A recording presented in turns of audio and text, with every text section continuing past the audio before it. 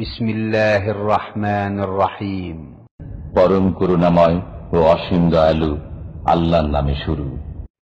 ومن أحسن قولا ممن دعا إلى الله وعمل صالحا وقال إنني من المسلمين وإذ بوأنا لإبراهيم مكان البيت ألا تشرك بي شيئا وطهر بيتي للطائفين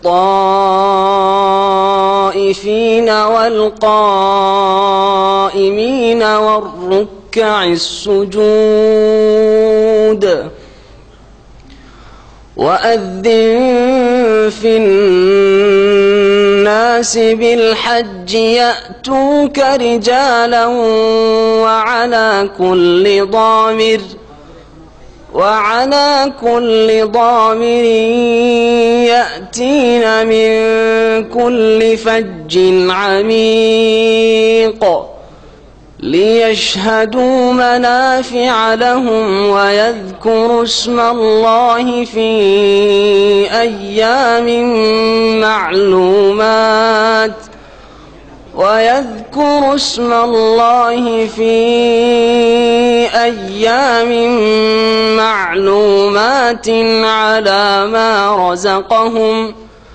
على ما رزقهم من بهيمة الأنعام فكلوا منها وأطعموا البائس الفقير ثم ليقضوا تفثهم وليوفوا نذورهم وليطوفوا بالبيت العتيق ذلك ومن يعظم حرمات الله فهو خير له عند ربه وأحلت لكم الأنعام إلا ما يتلى عليكم فاجتنبوا الرجس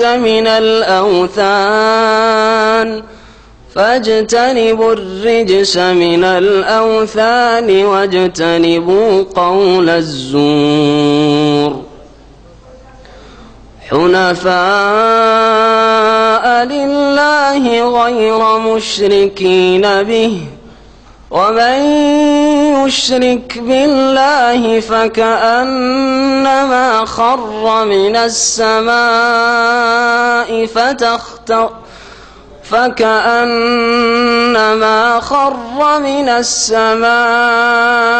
فتخطفه الطير أو تهوي به الريح في مكان سحيق ذلك ومن يعظم شعائر الله فإنها من تقوى القلوب لكم فيها منافع إلى أجل مسمى ثم محلها إلى البيت العتيق ولكل أمة جعلنا منسكا ليذكروا اسم الله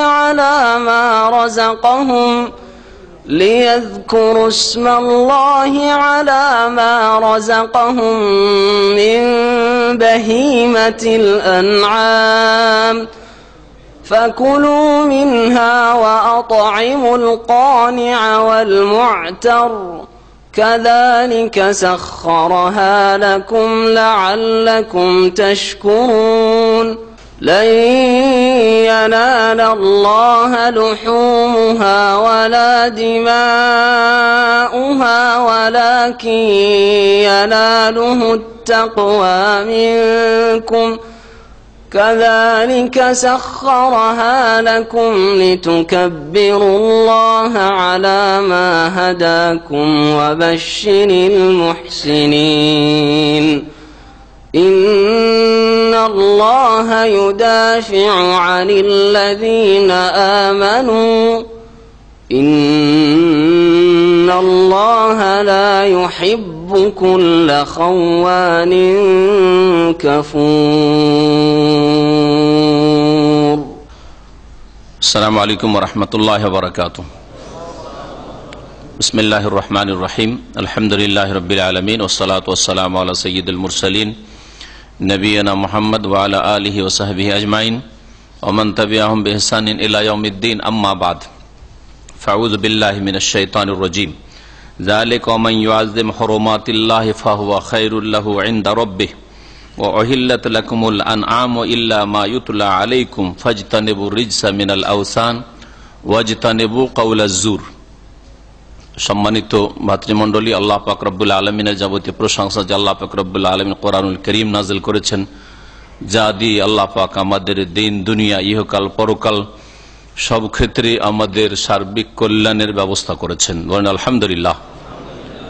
সালাত এবং সালাম নাজিল হয়েছে মুহাম্মদ রাসূলুল্লাহ সাল্লাল্লাহু আলাইহি সাল্লামের উপর, যার চরিত্র ছিল আল কোরআনুল করিমের বাস্তবায়ন করা, কোরআনের প্রতি আমল করা। আল্লাহ পাক আমাদের সকলকে কোরআনী জীবন গড়ার যেন তৌফিক দান করেন, ওহীর জীবন যেন আল্লাহ পাক রব্বুল আমাদের তৈরি করার তৌফিক দান করেন।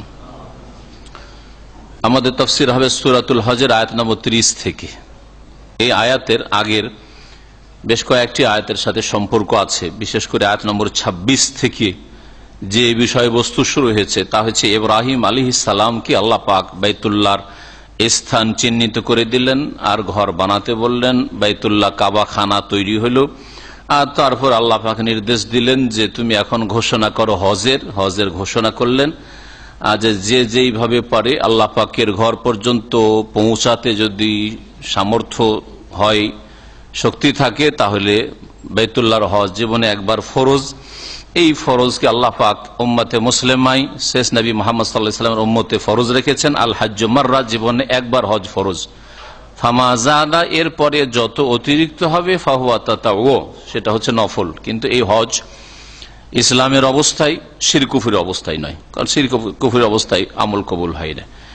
এইরকমই সাবালক অবস্থায় যখন ইসলামের বিধিবিধান ফরজ হয়েছে, হজ আদায় করতে হবে। কোন ছেলে যদি নাবালক অবস্থায় অথবা মেয়ে নাবালিকা অবস্থায় যদি হজ আদায় করে, সেটা হজের জীবনে যে ফরজিয়াত রয়েছে ফরজ আদায় হবে না। সাবালক হলে আবার এই ফরজ আদায় করতে হবে। আল্লাহ পাক এই হজ বাইতুল্লাহর ফরজ করেছেন, আর এই হজে হাজির হইলে তাতে বহু উপকারিতা রয়েছে। আল্লাহ পাকের নাম স্মরণ করবে কুরবানির পশুগুলির ওপর, আর সেগুলি থেকে নিজেও খাবে, অন্যদেরকেও খাওয়াবে যারা অসহায় দুর্গত তাদেরকে। আর তারপরে আল্লাহ পাক বলেছেন যে নিজের শরীরে যে অপরিচ্ছন্নতা রয়েছে, ময়লা আবর্জনা রয়েছে, মানে কয়েকদিন ধরে ইহরামের অবস্থায় আছেন, আর তারপরে কোনো সুগন্ধি ব্যবহার করতে পারেননি, নখ বড় হয়ে গেছে, মোষ বড় হয়ে গেছে, তারপরে হজ থেকে হজের সমাপ্তির দিকে হজ শেষ করার একটি বিধান হচ্ছে যেটা ওয়াজিব, যে মাথা মুন্ডন করা, আর মাথা মুন্ডন না করলে কমপক্ষে পুরো মাথা থেকে চুল ছোট করা। এটা হচ্ছে এই আয়াতের অংশটুকুর তাফসীর। সুম্মা লিয়াকযু তাফাসাহুম, তারা যেন তাদের অপরিচ্ছন্নতা দূর করে। আর অপরিচ্ছন্নতা দূর করলেন মানে চুল কাটলেন, মাথা মুন্ডন করলেন, নখ কাটলেন, মোষ কাটলেন, যেগুলি কাটা জায়েজ। দাড়ি কাটা না, দাড়ি কাটা সবসময় হারাম। দাড়ি কাটা হজের পরেও হারাম, আর হজের অবস্থায় ইহরামের অবস্থায় হারাম। মুসলিম জীবনে যতক্ষণ মুসলিম আছে হারাম। তারপরে আল্লাহ পাক রব্বুল বলছেন যে তারা যেন তাদের মান্নত পুরা করে। মান্নত পুরা করার তাফসীর হচ্ছে যে কুরবানি যা নিয়ে এসছে, অথবা কুরবানি তার উপর ফরজ হয়েছে, হজে তামাত্তু বা কিরান করার কারণে ওয়াজিব হয়েছে, এই কুরবানি আদায় করবে, এটাকে নজর মান্নত বলা হয়েছে। আর কেউ কেউ তাফসীর করেছে যে অনেক হাজিরাই মান্নত করে আসে, আল্লাহ পাক যদি হজের তৌফিক দেয় তো আমি এই কাজটা করব। যে কোনো ভালো আমলের যদি নিয়ত করে থাকে যে এটা করব, সেটা নজর, তাহলে সেটাও যেন পুরা করে। ওয়ালিউফু নজরহম, সেটাও তার মধ্যে শামিল আয়াতের তাফসীরে। আর তারপরে হজের একটি রুকন হচ্ছে বাইতুল্লাহর তাওয়াফ করা, তাওয়াফে ইফাদা, হাদিসের ভাষায় ফিকহের কিতাবাদি তাওয়াফে জিয়ারা বলা হয়েছে, যেটাকে তাওয়াফে রুকনও বলা হয়, কারণ এই তাওয়াফ ছাড়া হজ হয় না, বা তাওয়াফে ফরজ তাওয়াফও বলা হয়। সেই তওয়াফ করবে। ওয়াল ইয়াতাওয়াফু, অবশ্যই যেন তারা তওয়াফ করে বিল বাইতিল আতিক, প্রাচীনতম ঘরের। আতিক মানে প্রাচীন, আর আতিকের আর একটি অর্থ হচ্ছে স্বাধীন। স্বাধীন, আল্লাহ পাক যেই ঘরকে স্বাধীন রেখেছেন, যে কোনো জালেমের কবল থেকে মুক্ত করেছেন। কোন জালেম যদি কাবা ঘরের ওপর আক্রমণ করতে চায়, হানা দিতে চায়, তাহলে কখনো সাকসেস হবে না, সফল হবে না। আতিক আল্লাহ পাক মুক্ত করেছেন। আর এর বাস্তব প্রমাণ আবরাহার হস্তি বাহিনীকে ধ্বংস করা, আল্লাহ পাক ধ্বংস করেছেন, এই জন্য আতিক বলা হয়েছে। আর আতিক মানে যদি প্রাচীন বলেন তো এই ঘর প্রাচীন। আল্লাহ পাক রব্বুল আলামিন এই ঘর মানব জাতির ইতিহাসে খুব প্রাচীন যুগে নির্মাণ করিয়েছেন। সে মালাইকা ফেরেশতা দিয়ে হোক, আর কোন নবী দিয়ে হোক, তারপরে অথবা প্রথম ইব্রাহিম আলাইহিস সালাম দিয়েই হোক, তারপরেও সেটা প্রাচীন ঘর। মহান আল্লাহ তাহলে হজের বেশ কিছু বিধিবিধান এই আয়াতগুলিতে বর্ণনা করে দিয়েছেন। এই জন্য এই কথাগুলি আবার গত সপ্তাহে তাফসীর হয়ে গেল, ফিরিয়ে দিলাম। আর তারপর আল্লাহ বলছেন জালেকা, এই কাজগুলি করতে হবে হজে। জালেকা এই হচ্ছে আল্লাহ পাকের বিধান। ওয়ামান ইউআযযিম হুরুমাতিল্লাহ, আর শুনে রাখো যে কেউ আল্লাহ পাকের বিধান সমূহের, হুরমাত মানে যেগুলি সম্মান রয়েছে, আর আল্লাহ পাকের যে দিনের বিধিবিধান রয়েছে সবগুলি সম্মান রয়েছে, সবগুলি মর্যাদাপূর্ণ।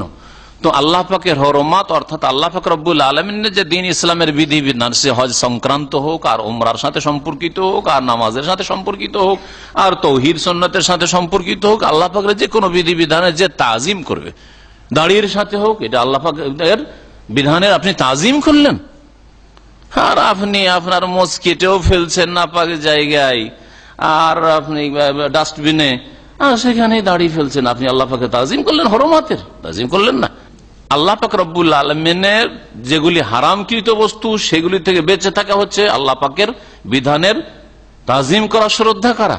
আর আল্লাহ পাকের ফরজ ওয়াজিব এগুলো নির্দেশ, সেগুলি পালন করা হচ্ছে আল্লাহ পাকের বিধানাবলীর তাজিম, শ্রদ্ধা, সম্মান করা।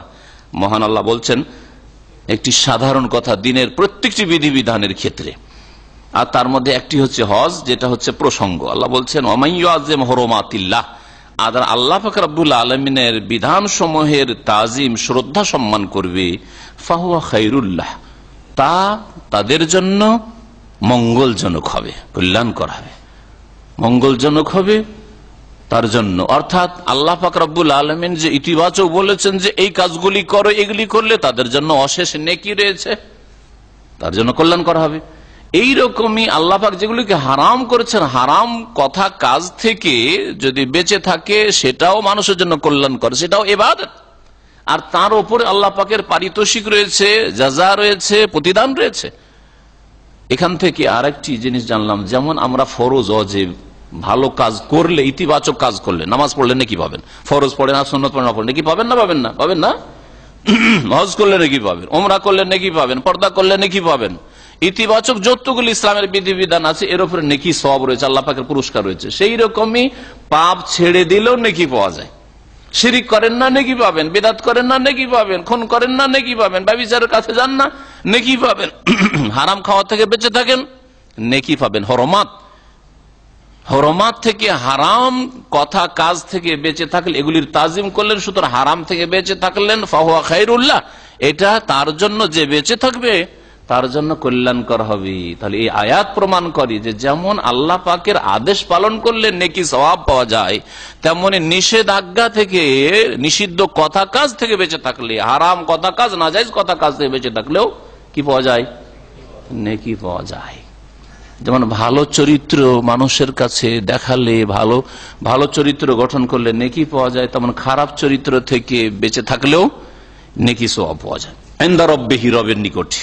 ওয়া উহিল্লাত লাকুমুল আনআম ইল্লা মা ইউতলা আলাইকুম, আর তোমাদের জন্য চতুষ্পদ জন্তুগুলিকে, বিশেষ করে গৃহপালিত পশু, এখানে আনআম মানে বাহিমাতুল আনআম বোঝানো হয়েছে, যেগুলি গৃহপালিত, ঘরে মানুষ পোষে, এই ধরনের পশু, এগুলিকে তোমাদের জন্য হালাল করা হয়েছে। আনআম তাহলে ছাগল, ভেড়া, ভেড়ি, দুম্বা হালাল করা হয়েছে। তারপরে গরু, মহিষ হালাল করা হয়েছে, এগুলি গৃহপালিত পশু।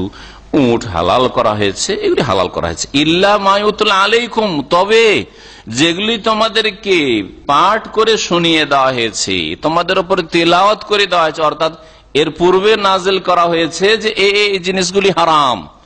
কোন দিকে ইঙ্গিত করা হয়েছে? ওই আয়াতটির দিকে ইঙ্গিত করা হয়েছে যে আয়াতে বলা হয়েছে হুররিমাত আলাইকুম মাইতাতু, মৃত জীবজন্তু তোমার জন্য, গরু বাড়ির মারা গেছে গৃহপালিত পশু হালাল না হারাম? ইল্লা মা ইউতর, যা পড়ে শুনিয়ে দেওয়া হয়েছে যে মুর্দার তোমাদের জন্য মৃত পশু, মৃত উট, মৃত গরু, মৃত ছাগল, হ্যাঁ মৃত মুরগি জবাই করার আগে মারা গেছে, তাহলে এগুলি কি হারাম। অদ্দামু, ঠিক আছে গরু তোমার জন্য হালাল, উট হালাল, কিন্তু রক্ত হারাম। অদ্দাম ওয়ালাহমুল খিনজির, শুকরের গোশত, হ্যাঁ ওমা ওহিল্লা লিগাইরিল্লাহ, গরু ঠিক আছে, গরু ষাঁড় গাভী হালাল ছিল, হ্যাঁ খাসি মোরগ হালাল ছিল, কিন্তু মাজারে গিয়ে আস্তানায় পেশ করলে, মন্দিরে গিয়ে পেশ করলে, দেবদেবীর সামনে পেশ করলে, বাবার জন্য 8 রশিতে আর মাইজভান্ডারিতে গিয়ে আর আজমেরে গিয়ে পেশ করলে যে এই খাসিটা আমি বাবার দরবারে পেশ করলাম, জবাই করলাম, ওমা ওহিল্লা লিগাইরিল্লাহ বিহি, অথবা আল্লাহ ছাড়া অন্যের নাম উচ্চারণ করা হইলো জবাইয়ের সময়, হয় আল্লাহ ছাড়া অন্যের জন্য উৎসর্গ করা হইলো যে অন্যের নৈকট্য লাভের জন্য, সান্নিধ্যের জন্য জবাই করলাম, যেমন মাজার গলিতে খাসি মোরগ জবাই হচ্ছে, হারাম। যদি ওই পশুটা আপনার বাড়িতে যদি আপনি আল্লাহর সন্তুষ্টির জন্য জবাই করতেন, গোস্ত খাবো আর আল্লাহর নামে জবাই করব, সেটা কোনো দেবদেবীর নামও ছাড়িনি, আর কোনো পীর ওলি মুর্শিদ আর মাজারওয়ালার নামেও ছাড়িনি, ফকির দরবেশের নামে ছাড়ি, তাহলে হালাল ছিল। ইল্লা মা ইউতলা আলাইকুম, তোমাদের পড়ে শুনিয়ে দেওয়া হয়েছে। তারপরে আল্লাহ পাক রব্বুল আলামিন আরো বিভিন্ন ওয়াল মুনখানিকাতু ওয়াল মাওকুযাতু ওয়াল মুতারাদ্দিয়াতু ওয়ান নাতিহাতু ওয়া মা কালাস সাবু ইল্লা মা যাক্কাইতুম ওয়া মা যুবিহা আলান নুসব ইত্যাদি আল্লাহ পাক রব্বুল এগুলিকে হারাম করেছেন, যদিও সেগুলি তোমাদের গৃহপালিত পশু। ওই দিকে ইঙ্গিত করা হয়েছে ইল্লা মা ইউতলা আলাইকুম দিয়ে। এই আয়াত কোথায় রয়েছে বলতে পারেন? সূরা মায়েদার প্রথম দিকে, প্রথম, হ্যাঁ তৃতীয় চতুর্থ আয়াত, এই দিকে এইগুলোতে রয়েছে। তো ওই আয়াতে তাফসীর বিস্তারিত পড়ে এগুলি হারাম। ফাজতানিবু রিজসা মিনাল আওসান, সুতরাং তোমরা দেবদেবীর অপবিত্রতা নাপাকি থেকে বেঁচে থাকো। আওসান ওয়াসানের বহুবচন, ওয়াসান মানে আল্লাহ ছাড়া অন্য যে বস্তুর পূজা হয়, সেটা মূর্তি প্রতিমার আকারে হোক, অথবা কবর মাজারের আকারে হোক, আর গাছের আকারে হোক, আর গঙ্গা যমুনার আকারে হোক, হ্যাঁ যে কোনো আকারে হোক না কেন, এগুলো হচ্ছে ওয়াসান। আর সানাম শুধু মূর্তিকে বলা হয়। সানাম যার বহু বচন আসনাম। আল্লাহ পাক কোরআনে কারীমে আসনামের পূজা মানে মূর্তির পূজা কো শিরক কুফরি বলেছেন, হারাম বলেছেন, সবচেয়ে বড় অপরাধ। ওই রকমই যদি মূর্তি নাও হয়, সেটা কোন মৃত ব্যক্তির পূজা হয়, কোন জিনের পূজা হয়, সেটা আওসান। আল্লাহ বলছেন তোমরা এই শিরকের নাপাকি, আওসান আল্লাহ ছাড়া অন্যের পূজার নাপাকি, অপবিত্রতা, নোংরামি থেকে বেঁচে থাকো। এটা হচ্ছে সবচেয়ে বড় নোংরামি, কারণ এতে অন্তর নোংরা হয়ে যায় শিরক কুফরির মাধ্যমে, আর অন্তরের নোংরামি সবচেয়ে বড় নোংরামি। এই জন্য আল্লাহ বলছে ইন্নামাল মুশরিকুনা নাজাস, নিঃসন্দেহ মুশরিক বহুত্ববাদী যারা আল্লাহ ছাড়া অন্যেরও পূজা করে, অন্যেরও সেজদা করে, অন্যের কাছেও চাই যে রোগ ভালো করতে পারে আর দিতে পারে, হ্যাঁ উদ্ধার করতে পারে, মালা মুসিবত দূর করতে পারে, এইসব যে ধারণা রাখে, এটা হচ্ছে কি, এরা হচ্ছে কি নাপাক। মুশরিকরা হচ্ছে কি নাজাস, নাপাক। ফালা ইয়াকরাবুল মসজিদ আল হারাম, সুতরাং মসজিদ হারামের কাছে না আসে। আর মসজিদে হারামের কাছে বিনা উজুতে যাওয়া যাবে। গোসল ফরজ হওয়া থাকলে মসজিদ হারামের কাছাকাছি যাওয়া যাবে, মসজিদের ভিতরে যাওয়া যাবে না। কিন্তু মসজিদ হারামের গেট পর্যন্ত আপনি গোসল ফরজ হয়ে আছে, স্বপ্নদোষ হয়ে আছে, তারপরে যেতে পারবেন না, পারবেন না, মাসলাই কোনো ইখতিলাফ নেই। কিন্তু কাফের মুশরিক যেন হুদুদে হারাম 10-15 কিলো 20 কিলোমিটার দূরে কাবা ঘর থেকে আসে, ওখানে ওর বাইরে যেন থাকে। তাহলে কত বড় নাপাক চিন্তা করেন মুশরিক বহুত্ববাদী, আল্লাহ ছাড়া অন্যকে সিজদা করে, অন্যকে ডাকে, আল্লাহর ভাগ অন্যকে দিতে, কত বড় নাপাক। এই অপবিত্রতা থেকে তোমরা বাঁচো। ওয়াজতানিবু কাউলা জুর, আর তোমরা বেঁচে থাকো মিথ্যা কথা থেকে। মিথ্যা কথা বলিও না। আর মিথ্যা কথার অন্তর্ভুক্ত অনেক কিছু রয়েছে। মিথ্যা কথা আল্লাহ পাকের ক্ষেত্রে হোক, আর রাসূলের শানে হোক, আর দ্বীনের বিষয়ে হোক, এগুলো হচ্ছে সবচেয়ে বড় অপরাধ, সবচেয়ে বড় মিথ্যা। কারণ আপনি ব্যক্তি জীবনে মিথ্যা বললেন একটা লোকের সাথে, হয়তো ওই লোকটারই ক্ষতি হলো, ওই লোকটা ধোঁকা খেয়ে গেল আপনার মিথ্যা কথায়। কিন্তু আল্লাহ সম্পর্কে যদি মিথ্যা কথা বলেন, আল্লাহর কোনো শরীক নেই, নিয়ন্ত্রণ একমাত্র আল্লাহ করেন। আর আপনি বলেন না না না, ওলিয়া উলিয়া গৌস কুতুব দেশকে ধরে থাকেন, গ্রামকে ধরে থাকেন, আর বালা মুসিবত থেকে রক্ষা করে থাকেন। তাহলে আপনি আল্লাহর তৌহিদকে ধ্বংস করে দিয়ে ধর্মকে শিরকে পরিণত করলেন। কত বড় অপরাধ করলেন আপনি। রাসূল সম্পর্কে যদি মিথ্যা কথা বলে, সবচেয়ে বড় অপরাধ। রাসূলুল্লাহ সাল্লাল্লাহু আলাইহি ওয়াসাল্লাম আল্লাহ পাকের রাসূল, আল্লাহর বিধান একমাত্র তার মাধ্যমে জানতে হবে। এই জন্য সব ক্ষেত্রে রাসূলের অনুসরণ করতে, ইত্তিবা করতে হবে, আর ইতাআত আনুগত্য করতে হবে। কিন্তু আর রাসূলুল্লাহ সাল্লাল্লাহু আলাইহি ওয়াসাল্লাম একদিন এসেছিলেন, তার আগে তিনি দুনিয়ায় ছিলেন না, জন্ম হয়েছে কোন একদিনে, আর তারপরে 63 বছর বয়সে তার ইন্তেকাল হয়েছে। আপনি বলেন না নবী জীবিত। রাসূলুল্লাহ সাল্লাল্লাহু আলাইহি ওয়াসাল্লামের বাপ আব্দুল্লাহ, মা আমেনা, তার মানে আদম সন্তান না, নূরের তৈরি। এগুলি হচ্ছে সবচেয়ে বড় মিথ্যা।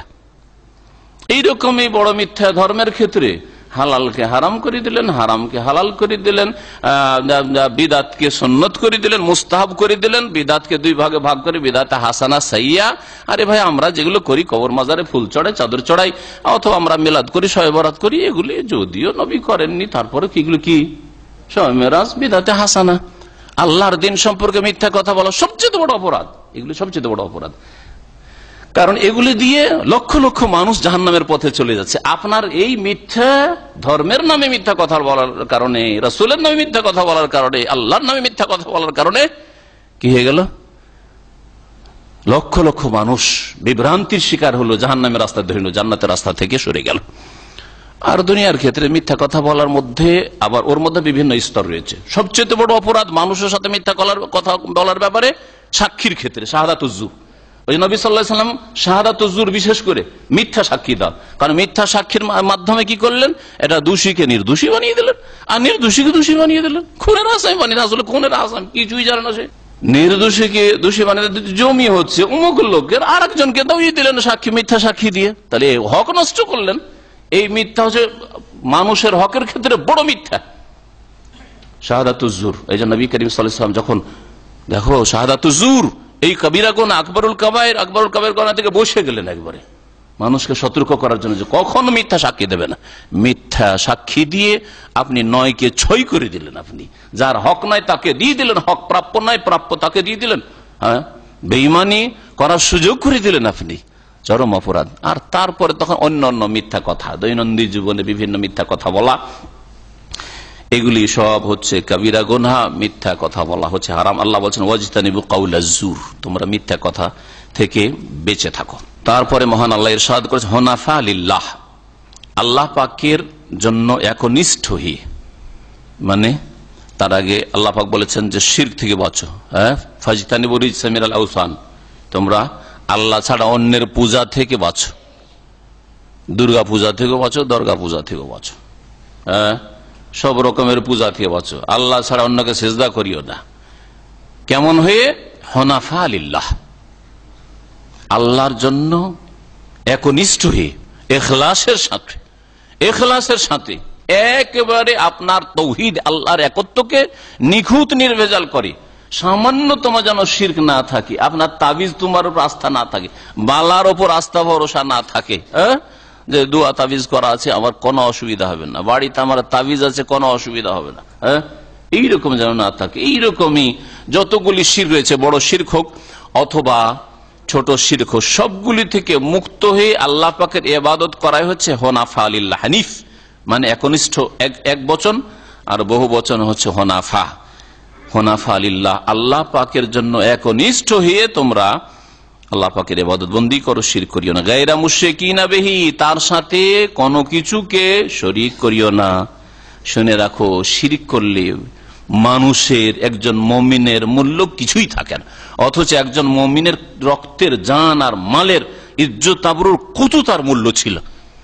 কাবা ঘরের সাথে তুলনা করা হয়েছে একজন মুমিনের জান, মাল, ইজ্জত আবরুকে, কিন্তু যখন শিরক করে দেয় তখন কিছুই মূল্য থাকে না, একেবারে মূল্যহীন। তাই আল্লাহ পাক বলছেন ওমাই ইউশরিক বিল্লাহ, আর যারাই আল্লাহর সাথে শিরক করে তাদের দৃষ্টান্ত হচ্ছে, উপমা হচ্ছে ফাকান্নামা খাররা মিনাস সামা, যখন আল্লাহর সাথে শিরক করলো তখন যেন সে আকাশ থেকে আছাড় খেয়ে পড়ল।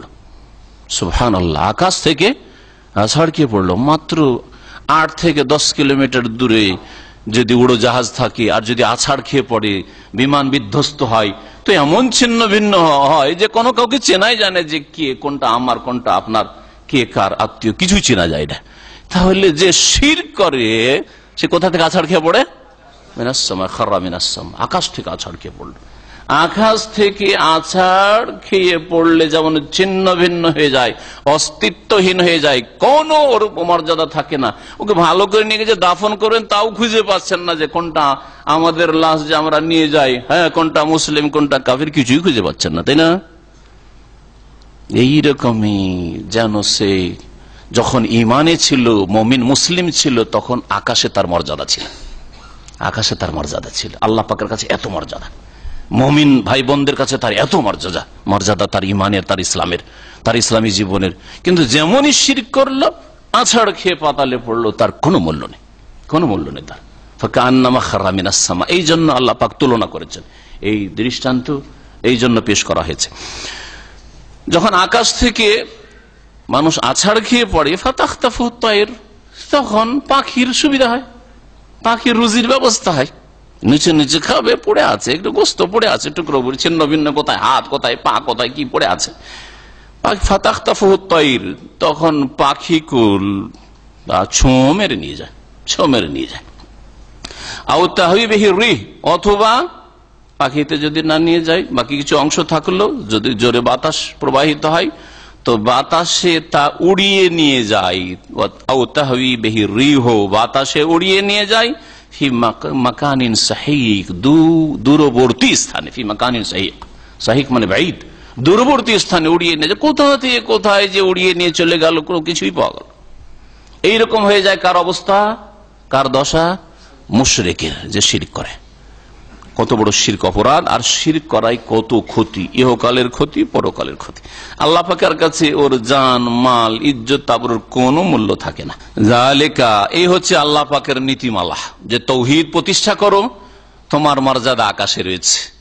আর তৌহিদ নষ্ট করে শিরকে লিপ্ত হও, তাহলে আকাশ থেকে আছাড় খেয়ে পড়লে, আর পাখির খাদ্যের ব্যবস্থা হলো, আর না হলে বাতাসে ঝড়ে তোমাকে কোথায় যে উড়িয়ে নিয়ে গেল, যে কোনো কিছুই তোমার পাওয়া গেল। এই হচ্ছে আল্লাহ পাকের নীতিমালা। ওয়ামান ইউআযযিম শাআইর আল্লাহ, আর শুনে রাখ, আল্লাহ পাকের নিদর্শনাবলীর যেই ব্যক্তি শ্রদ্ধা সম্মান করে, আল্লাহ পাকের শাআইর, যেসব বিষয়গুলি দ্বীন ইসলামের বিধিবিধান, আর সেই বিষয়গুলি আল্লাহ পাক রব্বুল আলামিন তার শরীয়তে রেখেছেন, এগুলি হচ্ছে শাআইর।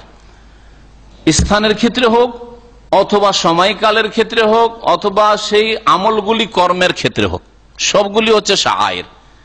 এই আমার ব্যাখ্যার মাধ্যমে ওই আয়াত হাদিসগুলি সবগুলির ব্যাখ্যা বুঝতে পারবে। আল্লাহ পাক রব্বুল আলামিন সূরা বাকারায় বলছেন, ইন্নাস সাফা ওয়াল মারওয়াতা মিন শাআইরিল্লাহ, নিশ্চয়ই সাফা মারওয়া হচ্ছে আল্লাহ পাকের শাআইরের অন্তর্ভুক্ত, নিদর্শন সমূহের অন্তর্ভুক্ত। তো সাফা মারওয়া তো স্থান, কারণ এই স্থানগুলিতেই শুধু সাফা মারওয়ার সাই হবে, অন্য জায়গায় যতই দৌড় দেন হবে না।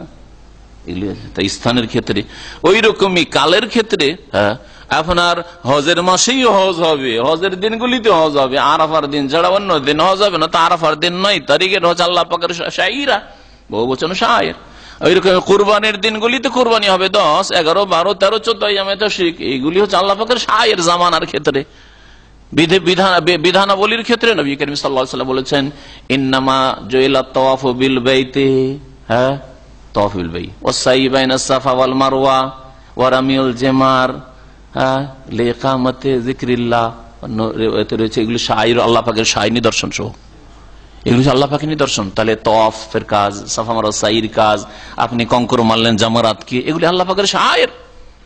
ওমান ইউআযযিম শাআইর আল্লাহ সামনে আসছে, এগুলি হচ্ছে আল্লাহ পাকের শাইর, এগুলির তাজিম, শ্রদ্ধা, সম্মান হইতে হবে। স্থানের যেমন শ্রদ্ধা সম্মান করবেন, আর কাবা ঘরের কাছে গিয়ে বিড়ি সিগারেট ধরিয়ে দিচ্ছে মুসলমান, কোন হিন্দু ধরেই তা আসে, আর হিন্দু কাফের ইহুদি আসা তো ঢুকেই না, তো কে বিড়ি সিগারেট খায় মক্কায়? হ্যাঁ, চিন্তা করুন তো, কত বেয়াদবি সব মুসলিম। আল্লাহ পাক হিদায়াত দান করেন।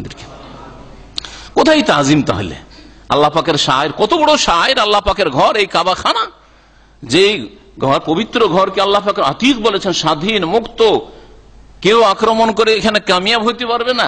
এটা হচ্ছে প্রাচীন ঘর, আউয়াল বাইত, ইন্না আউয়াল বাইতি উযিয়া লিন-নাস আল্লাযী বিবাক্কা, সর্বপ্রথম যে ঘর আল্লাহ পাক নির্মাণ করেছেন, যেটা মক্কায় অবস্থিত। আর সেই ঘরের পাশেই এই এক শ্রেণীর মুসলিমদেরকে লজ্জা লাগে না পাপ করতে, লজ্জা লাগে না নামাজ ছাড়তে, লজ্জা লাগে না সেখানে হারাম কথা কাজ করতে আর হারাম খেতে আর সিগারেট মুখে নিয়ে ঘুরতে হারামের চারিপাশে আর মক্কাতুল মুকাররমায় হারামের এলাকায়। আল্লাহ পাক আমাদের যেন বুঝার তৌফিক দান করেন। আল্লাহ পাক বলছেন ওমাইয়াযিম শাআইর আল্লাহ, যেই ব্যক্তি বা যারাই আল্লাহ পাকের শাআইর নিদর্শন সমূহের তাজিম শ্রদ্ধা সম্মান করবে। আল্লাহ পাকের দিনের সমস্ত বিধি বিধান হচ্ছে শাআইর। আযান হচ্ছে আল্লাহ পাকের শাআইর। আল্লাহ পাক আযানের তাজিম, যা আযান হইতে আপনি মসজিদে ছুটেন, মসজিদ হচ্ছে আল্লাহ পাকের শাআইর। সুতরাং মসজিদের মধ্যে আপনার মোবাইল বাজবে আর আপনার মসজিদের মধ্যে আপনার আবার মিউজিকের রিংটোন থাকবে, বেয়াদবি আপনার আল্লাহ পাকের শাআইরের সাথে। মসজিদ আল্লাহ পাকের শাআইর, নিদর্শন সমূহের অন্তর্ভুক্ত। ফাইন্নাহা মিন তাকওয়াল কুলুব, কোরআনে কারীম, কোরআনে কারীমের তাফসীর, কোরআনে কারীমের তিলাওয়াত, এগুলি আল্লাহ পাকের শাআইর। সুতরাং সেখানে আপনি এদিকে মোবাইল রিসিভ করছেন, এদিকে ওইদিকেও তাল দিচ্ছেন, এদিকেও তাল দিচ্ছেন, এগুলি আল্লাহ পাকের শাআইরের তাজিম নয়। ওমাইয়াযিম শাআইর আল্লাহ, এইরকমই রোজা রমজানের দিন, রোজা রমজানের দিন আর মুসলিম দিনে পানাহার করছেন, আল্লাহ পাকের শাআইরের তাজিম করছেন না বেয়াদব। যারা আল্লাহ পাকের শাআইরের নিদর্শন সমূহের তাজিম করে, শ্রদ্ধা সম্মান করে, জেনে রাখুক তারা, ফাইন্নাহা, আর অন্যরাও জেনে রাখুক, ফাইন্নাহা মিন তাকওয়াল কুলুব, এটা অন্তরের আল্লাহ ভীতিরই বাস্তব প্রমাণ। অন্তরের আল্লাহ ভীতির, তাকওয়ার বাস্তব প্রমাণ। অন্তরে যে আল্লাহর ভয় আছে এর বাস্তব প্রমাণ। রোজার দিনে পানাহার করব না, আজান হয়েছে রাস্তায় দাঁড়িয়ে থাকবো না, বসে থাকবো না, বা নামাজের সময় হয়েছে, এইরকমই আল্লাহ পাকের বিধিবিধান নষ্ট করব না, ফরজ ওয়াজিবে ঘাটতি করব না, হ্যাঁ, জামাত ছেড়ে বসে থাকবো না, নামাজ চলছে ঘুমিয়ে থাকবো না ইচ্ছা করে।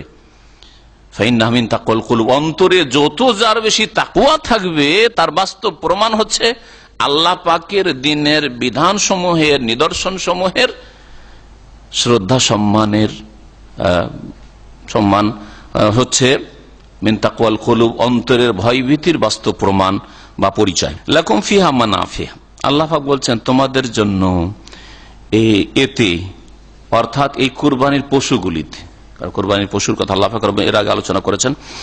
আর কুরবানি পশু, এটা মানে কুরবানির পশু শায়ের, কুরবানির পশু আল্লাহ পাক রব্বুল আলামিনের শায়ের মানে নিদর্শন সমূহ, আল্লাহ পাকের বিধান যে কুরবানি করতে হবে। কিন্তু কুরবানির ক্ষেত্রে আমাদের দেশে কিছু বাড়াবাড়ি আছে, যেমন কুরবানির খাসিকে, গরুকে গোসল দেওয়ানো, তেল মাখানো, সিংহে তেল দেওয়া, হ্যাঁ, আরো কি আছে বলেন, মালা পরানো, মালা পরিয়ে নিয়ে আসে আর তারপরে দিল জবাই করে, আর গোস্ত খাওয়ার সময় আর বেয়াদবি, মানে যে গোস্ত কেন খাচ্ছেন তাহলে মালা পরিয়ে রাখেন। এগুলি বাড়াবাড়ি আমাদের দেশে। কোরবানি জবাই করা, ছোটকালেই দেখতাম কোরবানি জবাই করা, গোসল করে এলো সুন্দর করে, তার আগে তেল মাখিয়ে রেখেছে শিং, এই যে সরিষার তেল দিয়ে মালিশ করছে শিং আর খুর, এসব বিদআত, এগুলি বিদআত। কারণ এগুলি জানতে হবে আপনাকে, এগুলি তাজিম করা না, এগুলি হচ্ছে অতিরঞ্জন বাড়াবাড়ি করা। তাজিম মানে এই নয় যে যাকে সেজদা করেন না তাকে সেজদা করবেন, হুজুর কিবলাকে সেজদা করবেন, আলেম সাহেবকে সেজদা করবেন আপনি, তাই না? ওই রকমই রাসূলুল্লাহ সাল্লাল্লাহু আলাইহি ওয়াসাল্লাম 100 উটের কুরবানি করেছেন, হ্যাঁ, তেল মাখিয়েছেন, গোসল করিয়েছেন। লাকুম ফিহা মানাফি, এই কুরবানির পশুগুলিতে তোমাদের জন্য বিভিন্ন উপকারিতা রয়েছে। এলা আজালি মুসাম্মা, এক নির্দিষ্ট সময় পর্যন্ত, মানে যতক্ষণ পর্যন্ত জবাই না হয়েছে ততক্ষণ পর্যন্ত তোমরা এগুলি থেকে উপকৃত হইতে পারো। যদি চাষাবাদের যোগ্য হয় চাষাবাদ করতে পারো, দুধ দিচ্ছে দুধ পান করতে পারো। তারপরে ধরেন আগের যুগে, প্রাচীন নবী সাল্লাল্লাহু আলাইহি ওয়াসাল্লামের যুগে অধিকাংশ সাহাবায়ে কেরামরা কুরবানির পশুকে হজে যাচ্ছেন, উমরায় যাচ্ছেন, কুরবানির পশুর সাথে নিয়ে যেতেন। রাসূলুল্লাহ সাল্লাল্লাহু আলাইহি ওয়াসাল্লাম নিজেই নিয়ে গেছেন। তো এখন রাস্তায় আপনি এই কুরবানির পশুর পিঠে চাপবেন না, চাপবেন না, না বলবেন আরে এই কুরবানির জানোয়ার আর এর পিঠে চাপবো, না না বেয়াদবি হয়ে যাবে, কি করবেন? আল্লাহ বলছে মানাফে, তোমাদের ফায়দা আছে। নবী সাল্লাল্লাহু আলাইহি ওয়াসাল্লাম এক সাহাবী কথা বলেছে, ওই সাহাবী হাঁটছে, কুরবানি উট নিয়ে যাচ্ছে আর হেঁটে হেঁটে যাচ্ছে, বলছে ইরকাবহা, ইরকাবহা, বলছে ইয়া রাসূল ইন্নাহা বাদান, এটা কুরবানির পশু, আমি কুরবানি নিয়ত করেছি। বলছে ইরকাবহা ওয়াইলাক, তোমার দুর্ভোগ হোক, কি করো তুমি, কষ্ট দিচ্ছ জানকে, অন্য কোন সওয়ারি না, আর কুরবানি পশুর উপর চাপবে না, এটা নিষিদ্ধ। আল্লাহ বলছেন নির্ধারিত সময় পর্যন্ত যেই বৈধ উপকারিতা রয়েছে সেগুলিতে তুমি লাগাতে পারো, সেগুলিতে লাগাতে পারো। যদি আপনার লাঙ্গলের অথবা গরুর গাড়ির বলদ হয় আর সেটি কুরবানি দিবেন, তো যে কয়দিন আপনি কুরবানির সময় আসে সেই কয়দিন তাতে উপকৃত হন। আপনি জমি চাষ করেন, কোনো অসুবিধা নেই। সুম্মা মাহিল্লুহা ইলাল বাইতিল আতিক, অতঃপর এগুলির হালাল হওয়ার স্থান মানে জবাই করার স্থান হচ্ছে প্রাচীনতম ঘর। প্রাচীন যারা বিশেষ করে হজে যাবেন আর হজে যাচ্ছেন, আর হজের কুরবানি হজের সাথে সম্পর্কিত অথবা উমরার সাথে সম্পর্কিত কুরবানি, এই কুরবানি যেখানে সেখানে চলবে না। এই কুরবানি বাইতুল্লাহর কাছাকাছি নিয়ে যেতে হবে। অর্থাৎ এই কুরবানি করি নবী করিম সাল্লাল্লাহু আলাইহি ওয়াসাল্লাম নিয়ে গেছেন, সাহাবায়ে কেরাম নিয়ে গেছেন। আর মেনার মাঠ হচ্ছে কুরবানির জায়গা। মেনা কুল্লুহা মানহারুন, নবী সাল্লাল্লাহু আলাইহি ওয়াসাল্লাম মেনার পুরো মাঠটাই হচ্ছে, পুরো এলাকাটাই হচ্ছে কোরবানগাহ, কোরবানি করার স্থান। নাহার তো হা হো না, আমি এই জায়গায় নহর করলাম, জবাই করলাম, কিন্তু মেনা কুল্লুহা মানহার এটা মনে করিও না যে রসুল যেখানে জবাই করেছে সেখানে আমাকে করতে হবে, আর ওখানে হুড়াহুড়ি করতে হবে আর ভিড় করতে হবে না। পুরো মেনাই হচ্ছে সমানভাবে নহরের জায়গা। তাহলে সবচেয়ে উত্তম হচ্ছে মেনায় গিয়ে কোরবানি পশু জবাই করা। তবে কেউ যদি মেনায় জবাই না করে হুদুদে হারামের যে কোনো জায়গায় জবাই করে, এমন কথা এখানে যেটা হারামের ভিতরেই আছে, আর মেনাও হারামের ভিতরে, অথবা নিজের বাড়িতে, নিজের আত্মীয়র বাড়িতে মক্কায়, নিজের কোন ব্যাচেলর রুম, আপনার আত্মীয় স্বজন আছে কেউ, এখানে আপনি কোরবানি পশু হজের হাদি, হযরত তামাত্তু বা কিরানের হাদি আপনি জবাই করলেন, তাহলে সেটাও জায়েজ। তবে উত্তম হচ্ছে মেনার যে কোনো জায়গায় জবাই করা। আজকাল বিশেষ স্থান তৈরি করে দেওয়া হয়েছে মানুষের সুবিধার জন্য, যাতে করে যেখানে সেখানে একেবারে ময়লা আবর্জনায় ভর্তি না হয়ে যায়। এই জন্য খাস খাস জায়গা তৈরি করে দেওয়া হয়েছে জবাইয়ের জায়গা। না হলে যে কোনো জায়গায় মেনায় জবাই করা যেতে পারে যদি তার অনুমতি থাকে। আল্লাহ পাক রব্বুল আলামিন বলছেন ওয়ালিকুল উম্মাতিন জাআলনা মানসাকা, আর আমি প্রত্যেক জাতিকে কুরবানির বিধান দিয়েছি। এই আয়াত দ্বারা প্রমাণিত হয় যে যুগে যুগে যত আম্বিয়া রসুলগণ এসেছেন প্রত্যেক নবী রসুলের উম্মতে আল্লাহ পাক পশু জবাইয়ের মাধ্যমে আল্লাহ পাকের সান্নিধ্য লাভ করা, নৈকট্য অর্জন করা এবং সেই পশুর গোশত নিজে খাওয়ার, অন্যদেরকে খাওয়ানো, এইরকম বিধান আল্লাহ পাক দিয়েছেন। অথবা সেই পশু আল্লাহ সন্তুষ্টির জন্য হলে আল্লাহ পাক কবুল করবেন, আর যদি আল্লাহ সন্তুষ্টির জন্য না হয় তো আল্লাহ পাক কবুল করবেন না, আর এর মাধ্যমে আল্লাহ পাক উত্তম পুরস্কার নেকি দেবেন। এই বিধান প্রত্যেক জাতির মধ্যে ছিল আল্লাহ বলছেন। তবে খুঁটিনাটি বিধিবিধানে পার্থক্য হইতে পারে, সময়, কাল, স্থান ইত্যাদি এতে পার্থক্য হইতে পারে, কিন্তু আল্লাহ পাক রব্বুল আলামিন আল্লাহর জন্য জবাই করার বিধান, আর আল্লাহ পাকে নৈকট্য লাভ করা যায় পশু জবাই করে, এই বিধান হচ্ছে কুরবানির মানসাক, নসুক। আল্লাহ পাক প্রত্যেক উম্মতকে দান করেছেন লিয়াযকুরু ইসমাল্লাহ, যাতে করে তারা আল্লাহ পাকের নাম স্মরণ করে, আলা মা রাযাকাহুম মিন বাহিমাতিল আনআম, ওই সব গৃহপালিত পশুর উপর যা তাদেরকে আল্লাহ পাক তাদের উপজীবিকা হিসাবে, রিজিক হিসাবে দান করেছেন। ফাইলাহুকুম ইলাহু ওয়াহিদ, সুতরাং শুনে রাখো তোমাদের উপাস্য একমাত্র এক ও একক আল্লাহ এক। সুতরাং এক আল্লাহর জন্য জবাই হবে, দুর্গার জন্য জবাই হবে না, তেমনি দরগাতেও জবাই হবে না, গায়রুল্লাহর জন্য জবাই হবে না। আল্লাহ পাকে সন্তুষ্টির জন্য জবাই হবে, জিনকে সন্তুষ্ট খুশি করার জন্য। কবিরাজ বলছে যে তোমার বাড়িতে বালা মুসিবত আসতে যাচ্ছে, যদি বালামতি মুসিবত মুক্ত হতে চাও তাহলে কালো খাসি, সাদা মোরগ আর অমুক আর তমুক একটা জবাই করে বন জঙ্গলে ফেলে চলে আসো, না হয় ওই নদীতে পুকুরে ফেলে চলে আসো, বা ওখানে একটু দুধ চিনি দিয়ে আসো। এগুলো আমাদের দেশে খুব এই শিরক কুফরি হয়, হারাম, বড় শিরক, এগুলি বড় শিরক। এর মাধ্যমে জীবনের সমস্ত আমল ধ্বংস হয়ে যাবে, নামাজ, রোজা, হজ, যা কিছু করলে ধ্বংস হয়ে যাবে।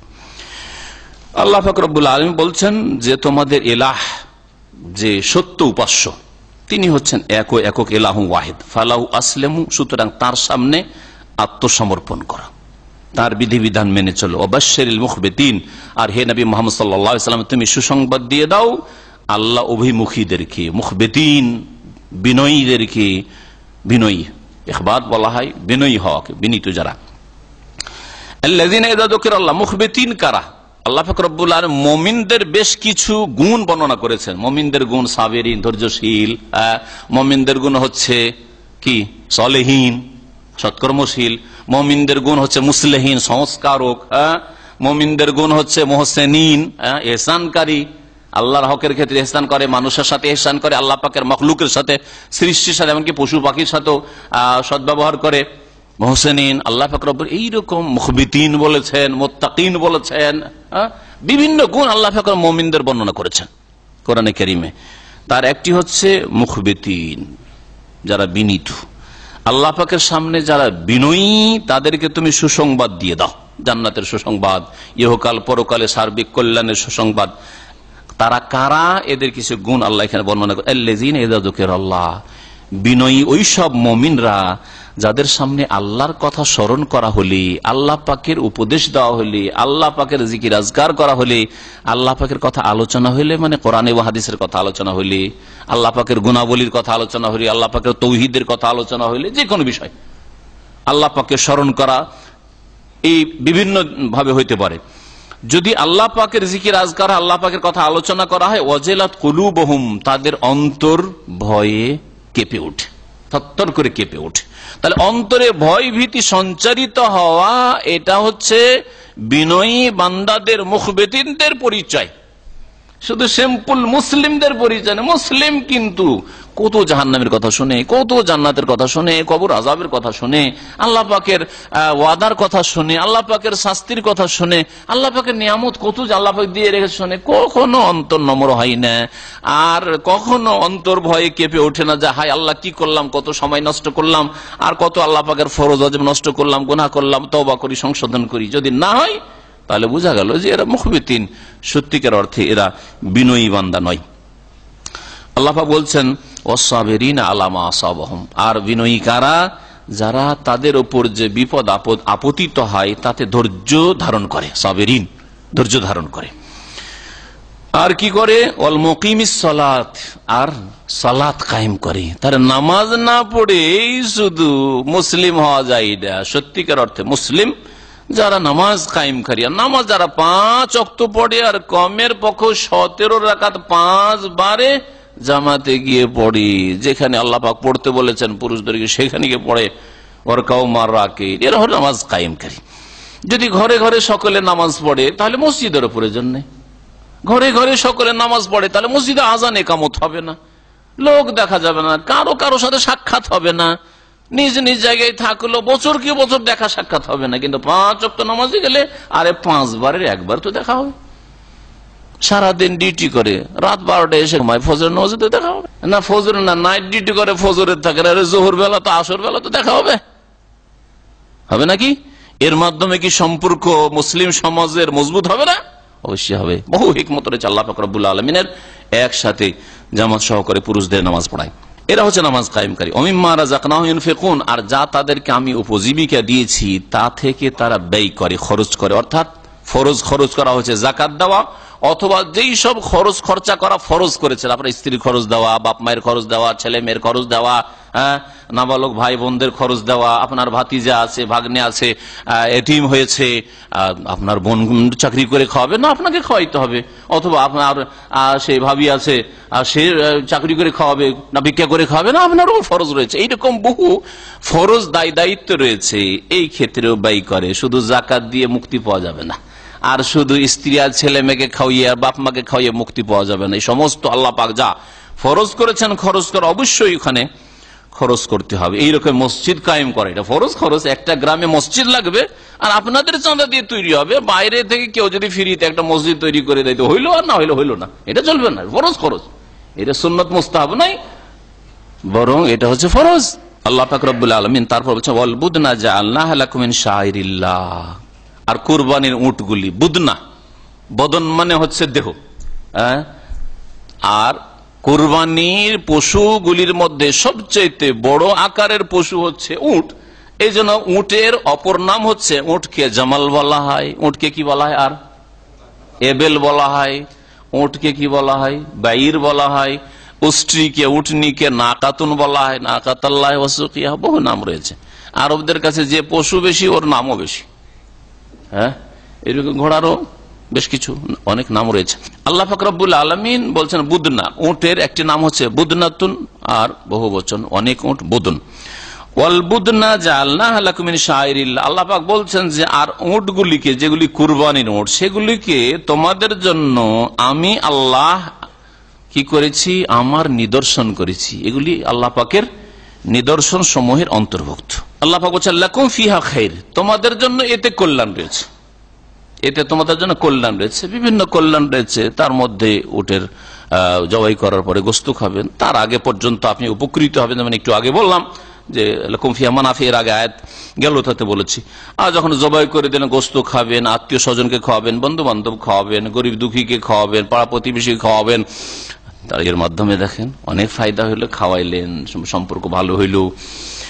তারপরে বাকি যে বিষয়গুলি রয়েছে, ধরেন পশম রয়েছে, চামড়া রয়েছে, সেগুলিতে তোমাদের জন্য কল্যাণ রয়েছে, এগুলি তো কল্যাণ রয়েছে। চামড়ার ক্ষেত্রে আমাদের দেশে কি করা হয়, কি করেন আপনারা? চামড়া বিক্রি করে নিজে ব্যবহার করে না, দান করে দেয়।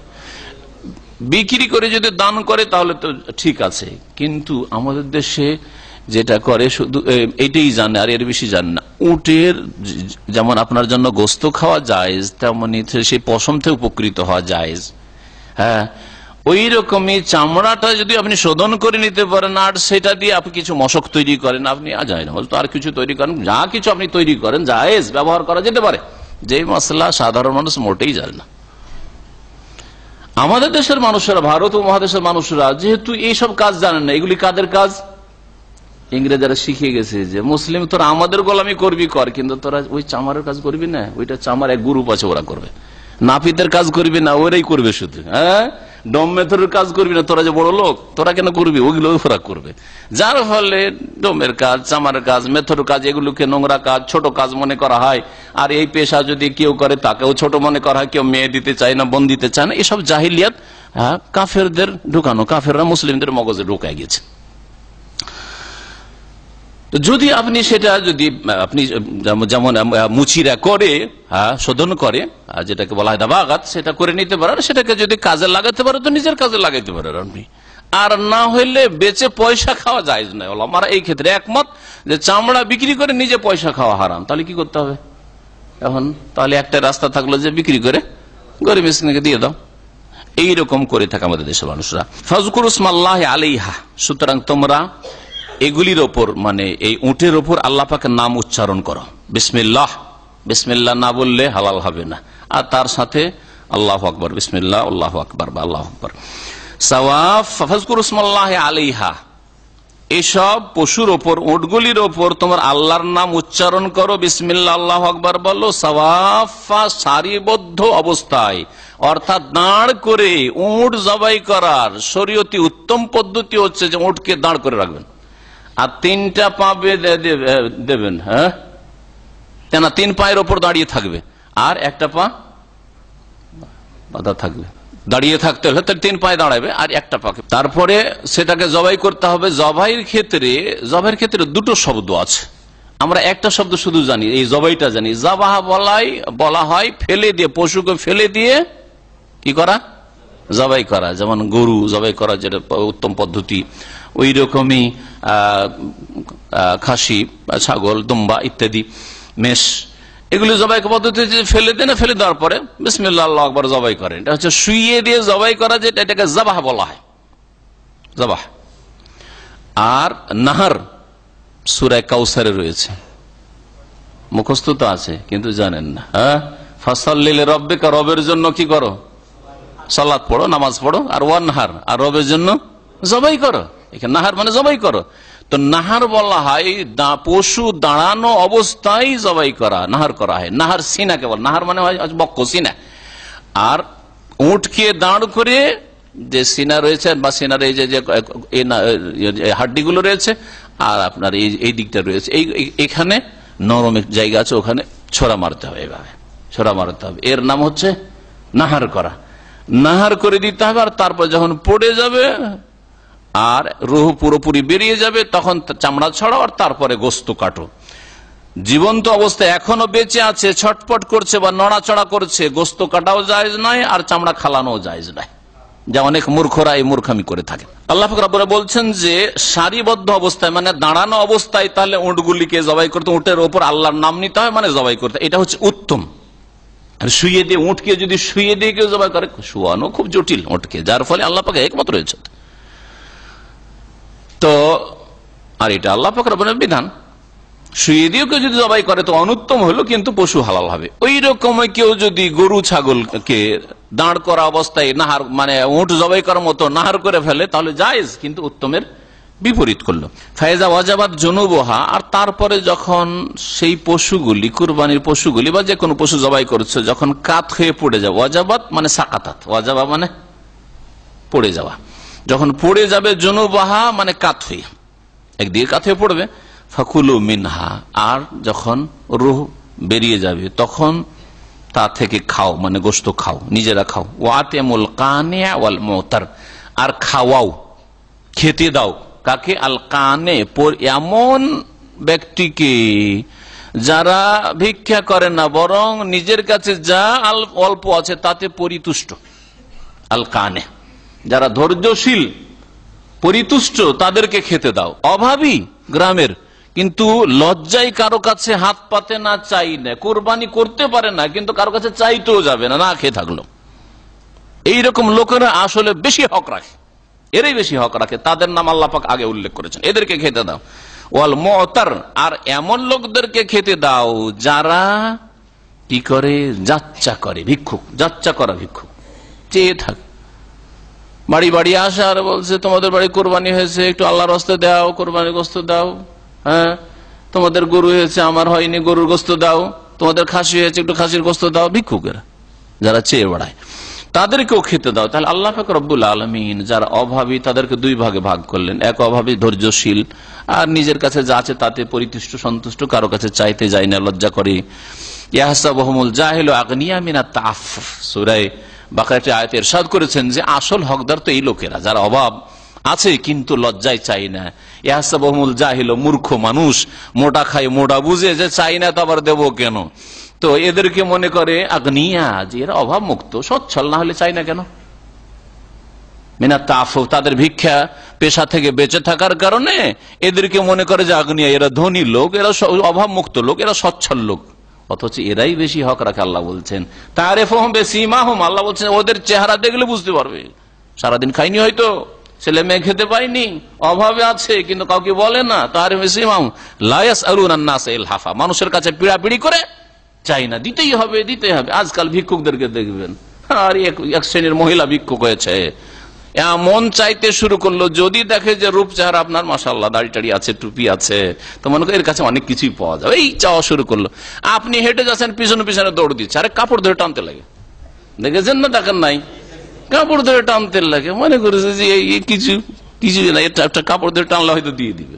কিন্তু এদের চাইতে বেশি হক রাখে ওই আপনার গ্রামের ওই লোকেরা, যাদেরকে চেনেন ব্যক্তিগত, আপনার এলাকার মানুষ, ওই লোকেরা, অথবা আপনার আশেপাশে যেখানে আপনি আছেন, এখানে প্রবাসে অভাবী লোক, জানেন যে এরা আসলে খেতে পায় না, কিন্তু কখনো চাইবে না, ওরা বেশি হক রাখে। আল্লাহ পাক রব্বুল বলছেন কাযালিকা সাখখারনাহা লাকুম, এইভাবে এত বড় বড় পশুকে তোমাদের অধীনস্থ করে দিয়েছি, তোমাদের আয়ত্তে করে দিয়েছি। আল্লাহ যদি ক্ষমতা না দিতেন তো কে জবাই করে এত বড় পশু? যেই পশুর পিঠের ওপর থেকে, উটের বদ স্বভাব একটা আছে, উটের পিঠের ওপর থেকে যদি আছাড় খেয়ে আল্লাহ না করে কেউ পড়ে যায় তো আর বাঁচতে দেবে না, সাথে সাথে মাথার উপরে একটা পা রাখবে আর একেবারে মাথার মগজকে চূর্ণ বিচূর্ণ করতে হবে। এটা হচ্ছে উটের খারাপ চরিত্র। হতে পারে এই হিকমতের জন্য। উট হচ্ছে বিদ্বেষী পশু, আরো মনে রাখবে, উটের মধ্যে একটা খারাপ গুণ আর আছে, বিদ্বেষী পশু। দীর্ঘদিন অন্তরে বিদ্বেষ আর শত্রুতা ধরে রাখতে পারে। মানুষের মধ্যে কিছু এরকম স্বভাবের আছে, একবার যদি কোন একটা কথা হয়ে গেছে, আরে 10 বছর হয়ে গেছে, তারপর বলেনি, আরে কত ওর কাছে ক্ষমা চেয়েছেন, সালাম দোয়া করছেন, দাওয়াত খাওয়াচ্ছেন, তারপরে বলে না, আরে একে যতই খাওয়াই কোকে বলি, শত্রু আমার, বলবেন না। উটের চরিত্র, বুঝতে পারছেন না? আজ আর অন্তরে আসলো, কষ্ট পেলো, একটু কিছু হয়েছে, সাথে সাথে বের করে দিল, রাতে ঘুমাবার আগে অন্তর থেকে একবার অন্তরকে খালি করে দিল, আরামে ঘুম আসবে, হিংসা নেই, বিদ্বেষ নেই, শত্রুতা নেই, আরামে ঘুম আসছে, কোনো কষ্ট নেই মনে, আলহামদুলিল্লাহ, তাই না? আল্লাহ যেন আমাদেরকে এইরকম অন্তরের তৌফিক দান করেন। আর এইরকম লোককে নবী সাল্লাল্লাহু আলাইহি সাল্লাম একেবারে ছিঁড়া ফাটা কাপড়ে আসছে, ওই ব্যক্তি একটু পরে আসবে, আর নবী সাল্লাল্লাহু বলছেন যে এখনই তোমাদের কাছে একটা লোক আসবে, সে কি জান্নাতি। হাদিস জানেন না? জি হ্যাঁ। লোকের অবাক, আরে আর অন্য কোন সাহাবীর কথা বলছে না, কার কথা বলছে, দেখি দেখি সবাই তাকিয়ে আছে, এখনই আসবে, এখনই আসবে। লোকটা আসছে, অপরিচিত সাধারণ মানুষ, আর সে এমন কোন প্রখ্যাত আশরা মুবাশশারা নয়, আর একবারে বদর উহুদে হাজির হয়েছে এইরকম প্রখ্যাত সাহাবী, ওই রকমও নয়, কি ব্যাপার কি ব্যাপার। ওর বাড়িতে এক সাহাবি গিয়ে থাকলেন, কিছুই তো বেশি কিছু ইবাদতে দেখতে পাই না, তাহলে আমি যে আব্দুল্লাহ বিন উমর এই কাজ করেছিলেন, আপনার বাড়ি 3 দিন ধরে থাকলাম না, তাহাজ্জুদ দেখলাম লম্বা, না এমন কোন কিছু দেখলাম, তো আপনাকে কেন জান্নাতি বললেন? রাসূলুল্লাহ বলছেন যে এখনই একটা লোক আসবে জান্নাতি, এখনই একটা লোক আসবে জান্নাতি, আর আপনি আসছেন, কি ব্যাপার? আপনাকে কেন রাসূলুল্লাহ জান্নাতের সুসংবাদ দিলেন? দেখো, আমার তো তেমন আমল কিছু দেখতে পাই না, তবে একটা আমল আছে। বিছানায় যখন আসি তখন সারাদিনে যা কিছু যার সাথে হয়েছে অন্তর থেকে বের করে দিয়ে, অন্তর একটু হিংসা বিদ্বেষ শত্রুতা কিচ্ছু রাখি না, সাফ করে ঘুমিয়ে যায়। আব্দুল্লাহ বলছেন যে এই জন্যই মনে হয় আল্লাহ পাক এই মর্তবা দান করেছেন, এই মর্যাদা দান করেছেন, এই জন্য তোমাকে দুনিয়াতে চলতে চলতে জান্নাতের সার্টিফিকেট রাসূলুল্লাহ সাল্লাল্লাহু আলাইহি ওয়াসাল্লাম দিয়ে দিয়েছেন। আর এই হিকমতেই হয়তো, শুনে রাখেন, উটের গোশত খেলে ওযু ভঙ্গ হয়ে যায়, সুতরাং উজু করে নিতে হবে। উজু করার মাধ্যমে হইতে পারে যে আপনার বদ চরিত্রটা দূর হয়ে যাবে। যে হ্যাঁ, এক শ্রেণীর বিদাতি অন্তর বাঁকা, সহি হাদিস মানতে চায় না, আরে উটের গোশত খেলাম কেন উজু নষ্ট হবে, ওর মজাবে না, সেজন্য মানবে না। বুঝতে পেরেছেন? তুমি কতটুকু হিকমত জানো? আল্লাহ পাক হাকিম, আল্লাহ জানে। রাসূলুল্লাহ সাল্লাল্লাহু আলাইহি সাল্লামের উপর হিকমত নাযিল হয়েছে, সুতরাং তার বাড়িতে হিকমতের তেলাওয়াত হয়েছে, সুতরাং তিনি হিকমত জানেন। সেই জন্য বলেছেন যে যদি উটের গোশত খাও তো ফালিয়াতাওয়াদ্দা, উযু করে দিও। আর আপনি এখানে অবাধ্য কেন, নাফরমান কেন? আল্লাহ পাক যেন হেদায়েত দান করে। অন্তর বাঁকা, হিকমত অবশ্যই আছে, কিন্তু আল্লাহ পাক হিকমত আপনাকে জানাবেন, আমাকে জানাবেন, এই দায়িত্ব আল্লাহ পাকের না। আপনি আল্লাহর বান্দা, আল্লাহ যেভাবে আদেশ নিষেধ করেছেন পালন করেন। নিজের বাপকেও যদি বলেন, বাপ বলছে যে আজকে যাও, আজকে অমুক মাছটা নিয়ে আসো, বলছে কেন আব্বা, ওইটাই কেন, অন্যটা কেন নাই? একটা চড় দেবে না? আরে ভাই, আমি খাবো বাবা, তোমাকে আমাকে বলতে হবে, তুমি আমাকে চার্জ করবে যে এইটা কেন আর ওইটা কেন, যেটা বলছি করো। কাজটা বৈধ বলেছি কি বৈধ বলিনি এটা দেখো, তুমি বৈধ বলেছি, যাও তুমি সোজা, তাই না? তো রব্বুল আলামিনের কাছে আবার এইটা আবার কেন হয়ে গেল, আরে এইটা কেন হয়ে গেল, এটা চলবে? তাহলে একটা যদি কাফের যদি বলে যে তোমাদের বায়ু সরছে কোন জায়গা থেকে, আর আবার ধুইছো, হাত পা দিয়ে উজু করছো, তাহলে জবাব কি দিবেন? তো আপনি তো ওই চরিত্রের লোক, যে উটের গোশত খেলে উজু মানেন না, সে তো এটাও বলতে পারে যে বায়ু বেরোলো কোন জায়গা থেকে, আর ওই জায়গায় না ধুইছে হাত মুখ আর উজু করছে, কেমন কথা হইলো, তাই না? এরকমই করবেন নাকি কাফেরদের মতো? আল্লাহ পাক রব্বুল আলামিন তাহলে কুরবানির গোশত নিজেকে খেতে বলেছে, নিজেরাও খাও, যারা কুরবানি করবে, আর যারা চাইতে আসে না কিন্তু অভাবী তাদেরকেও খাও, তার মধ্যে বন্ধু বান্ধব আছে, আত্মীয় স্বজন আছে, বংশধর আছে, তাদেরকেও খাও, পাড়া প্রতিবেশী আছে, আর যারা ভিক্ষা করে তাদেরকেও খাওয়াও, সকলকে খাওয়াইতে হবে। এইভাবেই এইরকম বড় বড় পশুকে তোমাদের আয়ত্ত করে দিয়েছি, তোমাদের অধীনে করে দিয়েছি, যাতে করে তোমরা আল্লাহ পাকের শুকরগুজার হও। এই আয়াত থেকে কিছু কিছু ওলামারা এখন নিয়েছেন যে ফতোয়া আমাদের দেশে চলছে, সেটা হচ্ছে কোরবানির গোশতকে 3 ভাগ করতে হবে। কোরবানির গোশতকে 3 ভাগ করতে হবে, কিন্তু আল্লাহ কি স্পষ্ট বলেছেন যে 3 ভাগ? নবী করিম সাল্লাল্লাহু আলাইহি ওয়াসাল্লামের এমন কোন হাদিস আছে যে 3 ভাগ করতে হবে? নবী করিম সাল্লাল্লাহু আলাইহি ওয়াসাল্লাম তোমরা নিজেরা খাও আর অন্যদেরকে খাওয়া বলেছে। হ্যাঁ, এখন অন্যদেরকে খাওয়াবো, তখন কিছু আলেমরা এইরকম চিন্তা ভাবনা করলো যে তাহলে অন্যদের মধ্যে 2 রকম, কিছু সচ্ছল লোক মানে আত্মীয় স্বজন বা বন্ধু বান্ধব, একটা ভাগ হয়ে গেল, আর কিছু গরিব দুঃখী আছে, অভাবী ভিক্ষুক আছে, ওদেরকে দিতে হবে, তার 1 ভাগ হয়ে গেল, আর 1 ভাগ আমরা খাবো, তাহলে 3 ভাগ করে দাও। এইখান থেকে এইভাবে তারা 3 ভাগের ইস্তেমবাদ করেছে। আর একদল বলছে 3 ভাগ না 2 ভাগ, কিছু ফোকারা বলছে 2 ভাগ। আল্লাহ বলছে খাও আর খাওয়াও, তাহলে 1 ভাগ রেখে নাও নিজে অর্ধেক, আর অর্ধেকটা খাওয়াও সচ্ছলদের, কিছু খাও, আত্মীয় স্বজন আর বন্ধু বান্ধব খাওয়া, আর কিছু ওর থেকে কিছু গরিব দুঃখীকে খাওয়া, এইভাবে বলেছে। এইগুলি হচ্ছে মানুষ ওলামায়ে কেরামদের ফতুয়া, এগুলি কোন সুনিশ্চিত কোরআন এবং হাদিসের অকাট্য কথা নয়। এই জন্য প্রয়োজনের তাগিদে কম বেশি করা যেতে পারে, আর এইরকম ভাগ করতে হবে, এটা কোন স্পষ্ট বিষয় নয়। এই ক্ষেত্রে আপনার বাড়িতেই প্রয়োজন বেশি রয়েছে, বেশি রাখতে পারেন। এই ক্ষেত্রে গ্রামবাসীর অভাবী গরিব দরিদ্রের বেশি প্রয়োজন রয়েছে, আপনি বেশি করে ওদের দিয়ে দেন। নবী করিম সাল্লাল্লাহু আলাইহি ওয়াসাল্লাম যখন মদিনায় প্রথম এসেছেন আর কুরবানি শুরু হলো, অধিকাংশ লোক কুরবানি করতে পারতো, অভাব ছিল। 3 দিনের বেশি কুরবানির গোশত খাবে না, 3 দিনের বেশি কোরবানি গোশত খাবে না। আর আজকালকার মতো ফ্রিজ নেই যে সারা বছর যেন বোঝাই করে রেখে দিবে। আজকাল তো বড় বড় ধনীরাও দিতে চায় না, আর একটু আশেপাশের লোকও দিতে চায় না, নিজের লেবারকেও দিতে চায় না। হ্যাঁ, সুবহানাল্লাহ। হ্যাঁ, কারণ রাখার ব্যবস্থা আছে। এ কি আল্লাহ পাকের শুকরিয়া হইল? আল্লাহ পাকের শুকরিয়া নয়। আল্লাহ পাকের শুকরিয়া হচ্ছে নিজে খাও, অন্যদেরকে খাও। 3 দিনের বেশি খাবে না যদি অভাব থাকে। নবী সাল্লাল্লাহু আলাইহি ওয়াসাল্লাম বলেন, যখন সচ্ছলতা আসলো আর অধিকাংশ লোক মদিনার কুরবানি করা শুরু করলো, দেখো কুনতু নাহাইতুকুম, তোমাদেরকে নিষেধ করতাম এই কুরবানির গোশত খেতে, ফাওকা সালাসাতা আইয়াম, 3 দিনের বেশি, ফাকুলু মা বাদা লাকুম, এখন যতদিন ইচ্ছা খাও, অসুবিধা নেই। কারণ সবার ঘরে কুরবানি গোশত যখন হচ্ছে তখন রেখে যদি 10 দিন 15 দিন 20 দিন খাও, অসুবিধা নেই। কিন্তু সারা বছর ধরে খাবেন আর একটু বা অন্যের হক মোটেই রাখবেন না আপনি, পাড়া প্রতিবেশীর হক নেই, আত্মীয় স্বজনদের হক নেই, তাদেরকেও একবার খাওয়ালেন না, আর আপনি গরিব মিসকিনকেও দিলেন না। আমাদের দেশের কুরবানির গোশত গরিব মিসকিনকে যে দেয় সেটা এক হাস্যকর। আমাকে তো ছোটতে হাসি লাগতো দেখে, 2টা করে গোশত, 2টা টুকরো, এই আরবিদের টুকরো হলে তো অনেক পাওয়া যায়, তাই না? বাঙালি টুকরো এত বড় বড় 2টো টুকরো দিয়ে পাঠিয়েছে। তা আমি বলতাম, আমার আম্মাকে বলতাম, আব্বাকে বলতাম যে 2টো দিয়ে লাভটা কি, 2টা গোশত দিয়ে পাঠিয়েছে, 2টাই বড় টুকরো। আমি বলতাম এই 2টো আমি দিতে যাবো না, আমাদেরকে দিতে পাঠাতেন, 2টো না 4টা দেন, যারা 2টো দিতে বেশি করে 4টা দেন আমাকে, তাহলে আমি দিতে যাবো, কম সময় এইভাবে দেবো না। পারেন দেন ওইভাবে, না হলে এতগুলি দিতে হবে না, প্রতি বাড়ি বাড়ি দিতে হবে, আর 2টো করে গোশত দিতে হবে। এগুলো কে শিখাইল আপনাকে? যার বাড়ি কোরবানি তার বাড়িও দিতে হবে, আর 2টো করে টুকরো। গরিব গো 2টা টুকরো, আর যার বাড়ি 5টা কোরবানি হয়েছে, গরু হয়েছে, খাসি হয়েছে, তাকেও 2টা টুকরো। কি এগুলো শরীয়ত? মোটেই না, এগুলো প্রচলিত বিধাত, এগুলো তরিকা না, ইসলামিক তরিকা না। কোরবানি 3 ভাগ করতে হবে এটা কোনো সুনিশ্চিত বিষয় নয়। এটা এই আয়াত থেকে এক ধরনের ইস্তেমবাত, হ্যাঁ যদি করতে পারে, না করে নাও করতে পারে, 2 ভাগ করতে পারে, আবার বেশি নিজে রাখতে পারে, বেশি গরিবদের দিয়ে দিতে পারে, বেশি আত্মীয় স্বজন অনেক বেশি, লোকজন অনেক হয়ে গেছে, খাওয়িয়ে দিতে পারে, বেশি গরিব নেই, তো এতে কম বেশি করলে কোনো অসুবিধা নেই, কারণ এটা এমন কোন বিষয় নয় যেটা স্পষ্ট। আল্লাহ পাক রব্বুল আলামিন কুরবানি সম্পর্কে বলছেন, সে হাজিদের কুরবানি হোক যেটাকে হাদি বলা হয়, অথবা বাড়ির কুরবানি হোক যেটাকে উযহিয়া বলা হয়, উযহিয়া বা ওখান থেকে ঈদুল আজহা, আযাহি, 2 ক্ষেত্রে আল্লাহ পাক বলছেন যে কুরবানির রক্ত, কুরবানির পশুর রক্ত, গোশত এগুলি আল্লাহর কাছে পৌঁছে না। আল্লাহর কাছে কোনটা পৌঁছে?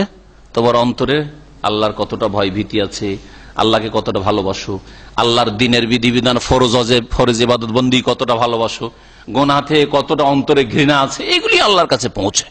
কি অন্তর নিয়ে তুমি কুরবানি করেছো লোক দেখানো? 1 লাখ টাকা দিয়ে একবারে গরু কিনবো যাতে করে এলাকার লোক জানা যায় 1 লাখ টাকা দিয়ে কুরবানি গরু কিনেছে, এতে ইখলাস আছে নাকি? না এতে তাকওয়াই আছে? কিছুই নেই। এগুলো নামাজ পড়ে না, কুরবানি নিয়ে প্রতিযোগিতা, কম্পিটিশন চলছে, হ্যাঁ, কোনো তাকওয়া নেই এতে। আল্লাহ পাক বলছে লা ইয়ানালাল্লাহা লুহুমুহা ওয়ালা দিমাউহা, কখনো আল্লাহর কাছে পৌঁছে না এই কুরবানির গোশত, লাহমের বহুবচন লুহুমা, ওয়ালা দিমাউহা দামুনের বহুবচন দিমা, আর কুরবানির রক্ত আল্লাহর কাছে পৌঁছে না। আল্লাহ রক্তও চান না আর গোশতও চান না কুরবানির।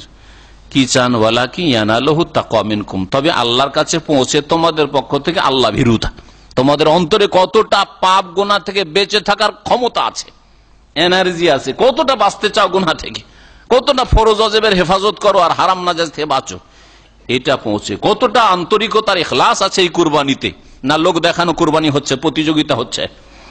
কাযালিকা সাখখারাহা লাকুম, এইভাবে আল্লাহ পাক এই কুরবানির পশুকে তোমাদের অধীনে করে দিয়েছিল। লিতাকাব্বিরুল্লাহ আলা মা হাদাকুম, আল্লাহ পাক তোমাদেরকে যে সঠিক পথে পরিচালিত করেছেন, হেদায়েত দান করেছেন, তার উপর যেন আল্লাহ পাকের বড়ত্ব প্রকাশ করো, মহত্ব প্রকাশ করো, মানে তাকবীর পাঠ করা, তাকবীর পাঠ করা। এই দিনগুলিতে, কোরবানির দিনগুলিতে তাকবীর পাঠ করার দিকে ইঙ্গিত করা হয়েছে। ওয়াবাশশিরিল মুহসিনিন, এবং সৎকর্মশীলদেরকে হে নবী মুহাম্মদ সাল্লাল্লাহু আলাইহি সাল্লাম তুমি সুসংবাদ শুনিয়ে দাও।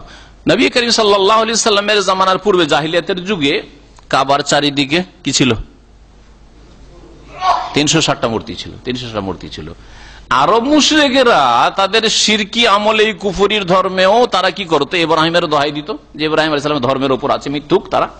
ইব্রাহিম আলাইহিস সালাম যেখানে শিরকে উৎখাত করার জন্য বাপের সাথে সংগ্রাম করেছেন, বাপের বিরুদ্ধে, তারপরে মূর্তি ভেঙেছেন যিনি, আর ইব্রাহিমের দোহাই যে আমরা ইব্রাহিমের ধর্মের উপর আছে, আমরা ইব্রাহিমের সন্তান কুরাইশ, আর আমরা ইব্রাহিমের ধর্মের উপর আছি, মিথ্যুক এরা। আল্লাহ পাক বারবার করে কোরআনে এই জন্য খণ্ডন করেছেন, ওয়ালাম ইয়াকুম মিনাল মুশরিকিন, ইব্রাহিম মুশরিক ছিলেন না, তোমরা তো মুশরিক বহুত্ববাদী। তো এরা করতো কি? কুরবানি করতো এরা, হজ করতো, কোরবানি করতো আরব মুশরিকেরা, আর কোরবানি করার পরে পশুর কিছু গোস্ত নিয়ে গিয়ে দেবদেবীর সামনে রেখে দিত, প্রসাদ, যেমন হিন্দুদের প্রসাদ রাখা, প্রসাদ রেখে দিত। আর রক্তগুলো কিনে কাবার দেয়ালে মাখিয়ে দিত, আর রক্ত নিয়ে গিয়ে ওই দেবদেবীর সামনে কিছুটা রক্ত রাখতো আর দেবদেবীকেও মাখিয়ে দিত যে খাও দাও। এগুলির মাধ্যমে এই ছোট খোদা, এগুলো ছোট এলা, এগুলির ওসিলায় বড় আল্লাহ রাজি হয়ে যাবে। আল্লাহ পাক এর খণ্ডনে নাজিল করলেন জাহিলিয়াতের যুগের এই ভ্রান্ত ধারণা আর এই খারাপ কাজ, শিরকি কাজ। লাইয়ানাল্লাহ, আল্লাহ পাক রক্ত চান না আর গোস্ত চান না। এই দেবদেবীর সামনে রক্ত আর গোস্ত পেশ করা এগুলি শিরকি কুফরি কাজ। মহান আল্লাহ তারপর ইরশাদ করেন, ইন্নাল্লাহা ইউদাফিউ আনিল্লাযিনা আমানু, নিঃসন্দেহে আল্লাহ পাক রব্বুল আলামিন মুমিনদের পক্ষ থেকে প্রতিরক্ষা করেন। মুমিনদেরকে রক্ষা করার জন্য আল্লাহ পাক কাফেরদেরকে, মুমিনদের শত্রুদেরকে প্রতিহত করেন। ইউদাফিউ, দাফা, দেফা মানে হচ্ছে ডিফেন্স করা, প্রতিরক্ষা। তো আল্লাহ পাক রব্বুল আলামিন মুমিনদের কি করেন? প্রতিরক্ষা করেন। প্রতিরক্ষা মানে হেফাজত করেন। আল্লাহ পাক রব্বুল তাদেরকে উপর যে কেউ অসৎ উদ্দেশ্য রাখবে আর জুলম অত্যাচার, তা থেকে আল্লাহ পাক রব্বুল সুরক্ষিত করেন। আল্লাহ পাক রব্বুল প্রতিহত করেন কেমন ভাবে? কাফের বা মুমিনের শত্রু, মুসলিমের শত্রু, আল্লাহ ভীরুর শত্রু ধ্বংস হবে অথবা দূরে সরে যাবে, লাঞ্ছিত হবে, তার ব্যবস্থা করেন। আল্লাহ পাকের এটা ওয়াদা। তাহলে সত্যিকার অর্থে যদি মুমিন হয়ে যান তো আল্লাহ পাক মুমিনের পক্ষ থেকে কি করেন? ডিফেন্স করেন, প্রতিরক্ষা করেন। আপনার রক্ষা করা, হেফাজত করা আল্লাহ পাকের দায়িত্ব। এই জন্য প্রিয় নবী মুহাম্মদ রাসূলুল্লাহ সাল্লাল্লাহু আলাইহি ওয়াসাল্লাম বলেছেন, হাদিসে কুদসিতে রয়েছে, আল্লাহ পাক ইরশাদ করেছেন সহিহ বুখারী, মান আদালি ওয়ালিয়ান, কেউ যদি আমার কারণে, আমার সাথে আমার বান্দা, মুমিন বান্দা সম্পর্ক রাখে কোন ওলির সাথে, ওলি মানে কোন খাস লোকেরা না, প্রত্যেক মুমিন মুসলিম। এই বিদআতপন্থী সুফিরা ওলি মানে যার বিভিন্ন কেরামতির কিচ্ছা কাহিনী আছে, আর যার বড় বড় চুলের জটা ধরে নিত, আর দীর্ঘ বছরকে বছর গোসল করতো না, আর বন জঙ্গলে বসবাস করতো সাধু সন্ন্যাসীদের মতো, আর নামাজ পড়তে পড়তে একবারে চিৎকার করে গিয়ে বন জঙ্গলে ঢুকে গেল, 4-5 দিন বেরোই না। যারা যাদের হয়ে যায় আর হাল হয়ে যায় আর ওয়াজদ হয়ে যায়, এগুলি তাদের ভণ্ডামি ভাষা, এগুলি তাদের কাছে ওলি। আল্লাহ পাকের কাছে এরা ওলি না, এরা বিদাতি। আল্লাহ পাকের কাছে ওলি কারা? মুমিন, মুত্তাকি, আল্লাযীনা আমানু ওয়া কানু ইয়াত্তাকুন। সূরা ইউনূস আল্লাহ পাক বলছেন যে ওলি কারা? ইন্না আউলিয়া আল্লাহি লা খাউফুন আলাইহিম ওয়া লা হুম ইয়াহজানুন। আল্লাহ পাকের ওলির কোনো ভয় নেই, চিন্তা নেই। তারা কারা? পরের আয়াতে আল্লাহ বলছেন আল্লাযীনা আমানু, যারা মুমিন মুসলিম। তাহলে মুমিন মুসলিম হইলেই আল্লাহ পাকের সাধারণ ওলি। ওয়া কানু ইয়াত্তাকুন, আর তারা গুনাহ থেকে বাঁচে, ফরজ ওয়াজিব ছাড়ে না, ফরজ ওয়াজিব ছাড়া থেকে বাঁচে, হারাম নাজায়েজ কথা কাজ থেকে বাঁচে, অন্যায় থেকে বাঁচে, আল্লাহর ভয় অন্তরে আছে, সেই জন্য গুনাহ থেকে বেঁচে থাকে। এরা হচ্ছে, আর যত বেশি বাঁচবে, যত বেশি তাকওয়া অর্জন করবে, তত বেশি স্পেশাল আল্লাহ পাকের ওলি হবে। আর ওলি হওয়ার জন্য কেরামতি লাগবে, কেরামতির ফ্যাক্টরি তার কাছে থাকতে হবে, যখন ইচ্ছা ওই ফ্যাক্টরি থেকে প্রোডাকশন করে পয়দা করবে কেরামত। এগুলি সব ভণ্ডামি। যাই নামাজ নদীতে বিছিয়ে নামাজ পড়ছে, আর আকাশে যা উড়ছে আর নামাজ পড়ছে, আর জোহর পড়লো ঢাকায়, আর আসর পড়লো মক্কায়, মাগরিব পড়লো মদিনায়। এইসব ভণ্ডামির কিচ্ছা কাহিনী। আর নবী সাল্লাল্লাহু আলাইহি সাল্লামের কবরের কাছে আসলো, তখন যখন ডাক দিল যে আপনার সন্তান এসেছে, হাজির হয়েছে আওলাদ রাসূল, তখন কবর ফেটে গেল, আর হাত বেরিয়ে গেল, ওলি হয়ে গেল। সব ভণ্ডামি, সব ভণ্ডামি। শুনে রাখেন, এগুলিকে ওলি বলা হয় না, এরা বিদাতি, এরা শিরকে লিপ্ত, বিদাতে লিপ্ত, গুমরাহিতে লিপ্ত। ওলি কারা? কোরআনের ভাষায় বলছে আল্লাযীনা আমানু, যাদের ঈমান আছে, মুমিন, শিরক কুফরি করে না, ওয়া কানু ইয়াত্তাকুন, আর যারা গুনাহ থেকে বেঁচে থাকে। সহজ ভাষায় শুনে রাখেন। তাহলে প্রত্যেক মুমিন মুসলিম ওলি। মান আদালি ওয়ালিয়ান, আর মুমিনদের পক্ষ থেকে, আল্লাহর ওলিদের পক্ষ থেকে আল্লাহ পাক কি করেন? ডিফেন্স করেন, প্রতিরক্ষার ব্যবস্থা করেন। আল্লাহ হেফাজত করবেন।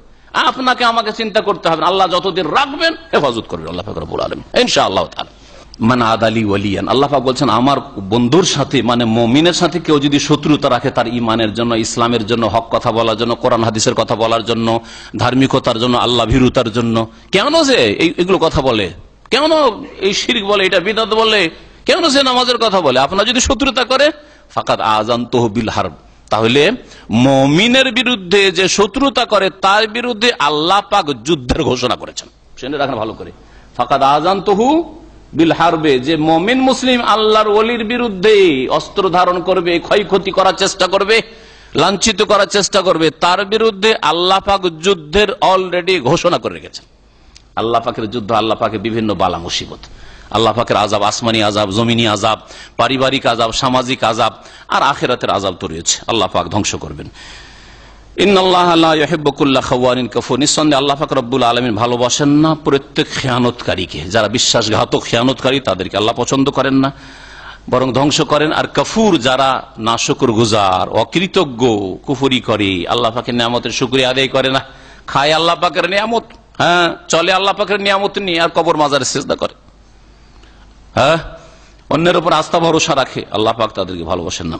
মহান আল্লাহ তারপর ইরশাদ করছেন, ওয়াজিনা লিল্লাযিনা ইউকাতালুনা বিআন্নাহুম যুলিমু ওয়া ইন্নাল্লাহা আলা নাসরিহিম লাকাদির। এই আয়াতটি হচ্ছে সূরা হজের আয়াত নম্বর ৩৯।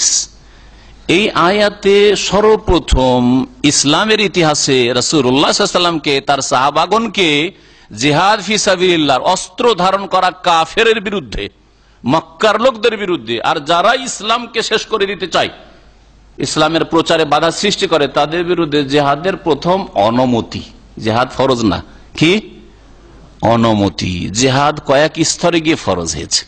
প্রথম স্তর মক্কার জীবনের স্তর, তাতে আল্লাহ পাক রব্বুল আলামিন জিহাদ মানে অস্ত্র ধারণ করা, জিহাদ আবার অন্তর থেকে অন্যায়কে ঘৃণা করা, অন্যায়কারীদের ঘৃণা করা, তারপরে উপদেশ দেওয়া, ভালো উপদেশ দেওয়া, অন্যায়ের বিরুদ্ধে মুখে কথা বলা, হে মক্কার লোকেরা তোমরা শিরিক করিও না, এক আল্লাহর ইবাদত করো, দাওয়াত দিয়েছেন না, দেন নেই, সেটাই ছিল তখনকার জিহাদ। কাফের মুশরিকদের সামনে নামাজ আদায় করা, সেটাই ছিল তখনকার জিহাদ। আর অস্ত্র ধারণ কাফেরের বিরুদ্ধে, আবু জাহাল, আবু লাহাবের বিরুদ্ধে, অথবা সাইবা রাবিয়ার বিরুদ্ধে, কুরাইশদের বিরুদ্ধে যারা রাসূলুল্লাহ সাল্লাল্লাহু আলাইহি সাল্লামের ওপর কত জুলম অত্যাচার করেছে, তার সাহাবায়ে কেরামদের উপর রাসূলুল্লাহ সাল্লাল্লাহু আলাইহি সাল্লামকে বিতাড়িত করেছে, মারার জন্য পরিকল্পনা নিয়েছে, আজকে রাত্রে মোহাম্মদকে সেরে দেবো একবারে, আল্লাহ পাক হেফাজতে মদিনা নিয়ে এসেছেন। অনুমতি আল্লাহ পাক দেননি। এই অনুমতি দেননি যে আচ্ছা ঠিক আছে, সরাসরি মুখোমুখি তো মারতে পারবে না আবু জাহাল, আবু লাহাবকে আর এই কাফের গুলিকে, তো রাতের অন্ধকারে আত্মঘাতী হামলা করে দাও, মেরে রাতের অন্ধকারে ওদের বাড়ি ঘেরাও করে দাও, ফুটিয়ে দাও, হ্যাঁ জবাই করে দাও, বলে দেন না, অনুমতি দেন নেই। তাহলে বোঝা গেল যে এইরকম করা আল্লাহর শত্রুদের বিরুদ্ধে দুর্বল অবস্থায় কখনো জায়েজ নাই।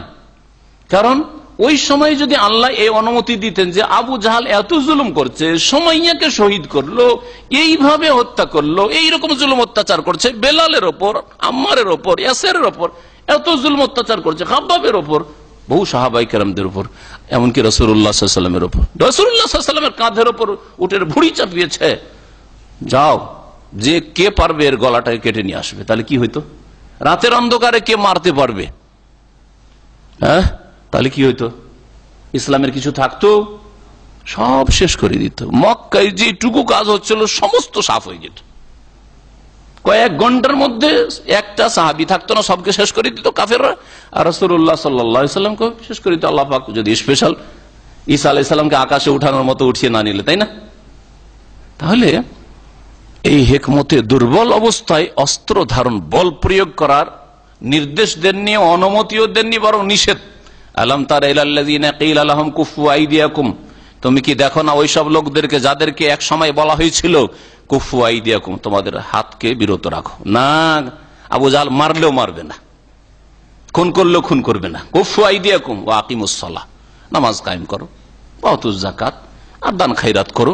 হ্যাঁ, ফালাম্মা কুতিবা আলাইহিমুল কিতাল, তারপরে যখন মদিনায় এসে কিতাল, সশস্ত্র যুদ্ধ ফরজ করা হয়েছিল, ওই লোকগুলো, যেই লোকগুলো তাড়াহুড়া করছিল যে আল্লাহ অনুমতি কেন দেওয়া হয় না, কালু রব্বানা লিমা কাতাবতা আলাইনাল কিতাল, আল্লাহ কেন অনুমতি দাও না, আবু জাহলকে উড়িয়ে দিই, ওতবাকে উড়িয়ে দিই, আবু লাহাবকে উড়িয়ে দিই, মেরে দিই, জবাই করে দিই। এখন আবার ফরজ করা হয়েছে, তো পিছপা কেন? লাউলা আখারতানা ইলা আজালিন করিব, একটু সময়, আরো কিছুদিন সময় যদি দেওয়া হইতো, বদর এত তাড়াতাড়ি বদর ফরজ হয়ে গেল, উহুদ ফরজ হয়ে গেল, এইরকম কেন? তোমরাই তো তাড়াহুড়া করছিলে মক্কায়। এই জন্য দুর্বল অবস্থায় অস্ত্র ধারণ কারো জন্য জায়েজ নাই। দুর্বল অবস্থায় যখন দেখছেন যে একটা তাদের ক্ষতি করতে গিয়ে আমাদের 50টা ক্ষতি হয়ে যাবে, তাহলে কখনো আল্লাহ পাক এরকম অনুমতি দিন। এই হিকমতের জন্য মক্কায় নিষেধ ছিল। প্রথম অনুমতি, ফরজ না, সশস্ত্র জিহাদের অনুমতি হলো এই আয়াতে, সূরা হজের আয়াত নম্বর 39। আর তারপরে কিছুদিন পরে আল্লাহ পাক বলছেন কুতিবা আলাইকুমুল কিতাল ওয়া হুয়া কুরহুল লাকুম, তোমাদের উপর কি করা হয়েছে, এখন সশস্ত্র যুদ্ধ ফরজ করা হয়েছে। অথচ এটা তোমাদের জন্য বড় কষ্টকর। মানুষের এমনি কষ্ট লাগবে, স্বাভাবিক, অস্ত্র ধরা, যে কোনো সময় আমিও মরতে পারি, সেও মরতে পারে, এটা মানুষের জন্য, মানুষের মনের উপর কষ্টকর। আল্লাহ পাক প্রথম চোটে ফরজ করেনি, মক্কায় নিষেধ, তারপরে মদিনা আসার পরে অনুমতি শুধু। এখন যদি মারতে পারো, না মারলে মারবে না। আল্লাহ পাক ওই আয়াতটা দেখেন কি বলছেন, ওযানা লিল্লাযিনা ইউকাতালুন, অনুমতি দেওয়া হইল ওই সব লোকদেরকে যারা আক্রান্ত হয়েছে, যাদের বিরুদ্ধে যুদ্ধ বাঁধিয়ে দেওয়া হয়েছে, ইউকাতালুন যাদেরকে হত্যা করা হচ্ছে, যাদের বিরুদ্ধে লড়াই করা হচ্ছে, মুসলিমদের বিরুদ্ধে, সাহাবায়ে কেরামের বিরুদ্ধে, রাসূলুল্লাহ সাল্লাল্লাহু আলাইহি ওয়াসাল্লামের বিরুদ্ধে কাফেররা যুদ্ধ বাঁধিয়েছে, আক্রান্ত হয়েছে এরা তাদের দ্বারা, এই কাফেরদের দ্বারা। সুতরাং তাদেরকে কি করা হইলো, ওযানা অনুমতি দেওয়া হইলো, ফরজ করা হয়নি। এটা প্রথম স্তর। কেন অনুমতি দেওয়া হলো অস্ত্র ধরার? বিআন্নাহুম যুলিমু, কারণ তাদের উপর জুলম অত্যাচার করা হয়েছে। কাফের মুশরিকরা, মক্কার কুরাইশরা জুলম অত্যাচার করেছে। ওয়া ইন্নাল্লাহা আলা নাসরিহিম লাকাদির, আর নিঃসন্দেহে আল্লাহ পাক রব্বুল আলামিন মুমিনদের সাহায্য করাই লাকাদির, অবশ্যই সক্ষম। অবশ্যই আল্লাহ পাক সাহায্য করতে সক্ষম, মুমিনদের সাহায্য করবেন যখন আল্লাহ পাক অনুমতি দিয়েছেন। আল্লাযীনা উখরিজু মিন দিয়ারিহিম, ওই সব লোকদেরকে অনুমতি দেওয়া হয়েছে অস্ত্র ধরার, এখন মদিনায় এসে হিজরত করে, যাদেরকে বের করে দেওয়া হয়েছে, বিতাড়িত করা হয়েছে, মিন দিয়ারিহিম তাদের বাড়ি ঘর থেকে, মক্কা থেকে তাড়িয়ে দেওয়া হয়েছে। বেগাইরে হক, অন্যায়ভাবে তাড়ানো হয়েছে। চুরি করেছিল কোন সাহাবী, খুন করেছিল, জেনা করেছিল, মদ খেয়েছিল, কি অপরাধে তাড়িয়েছিল?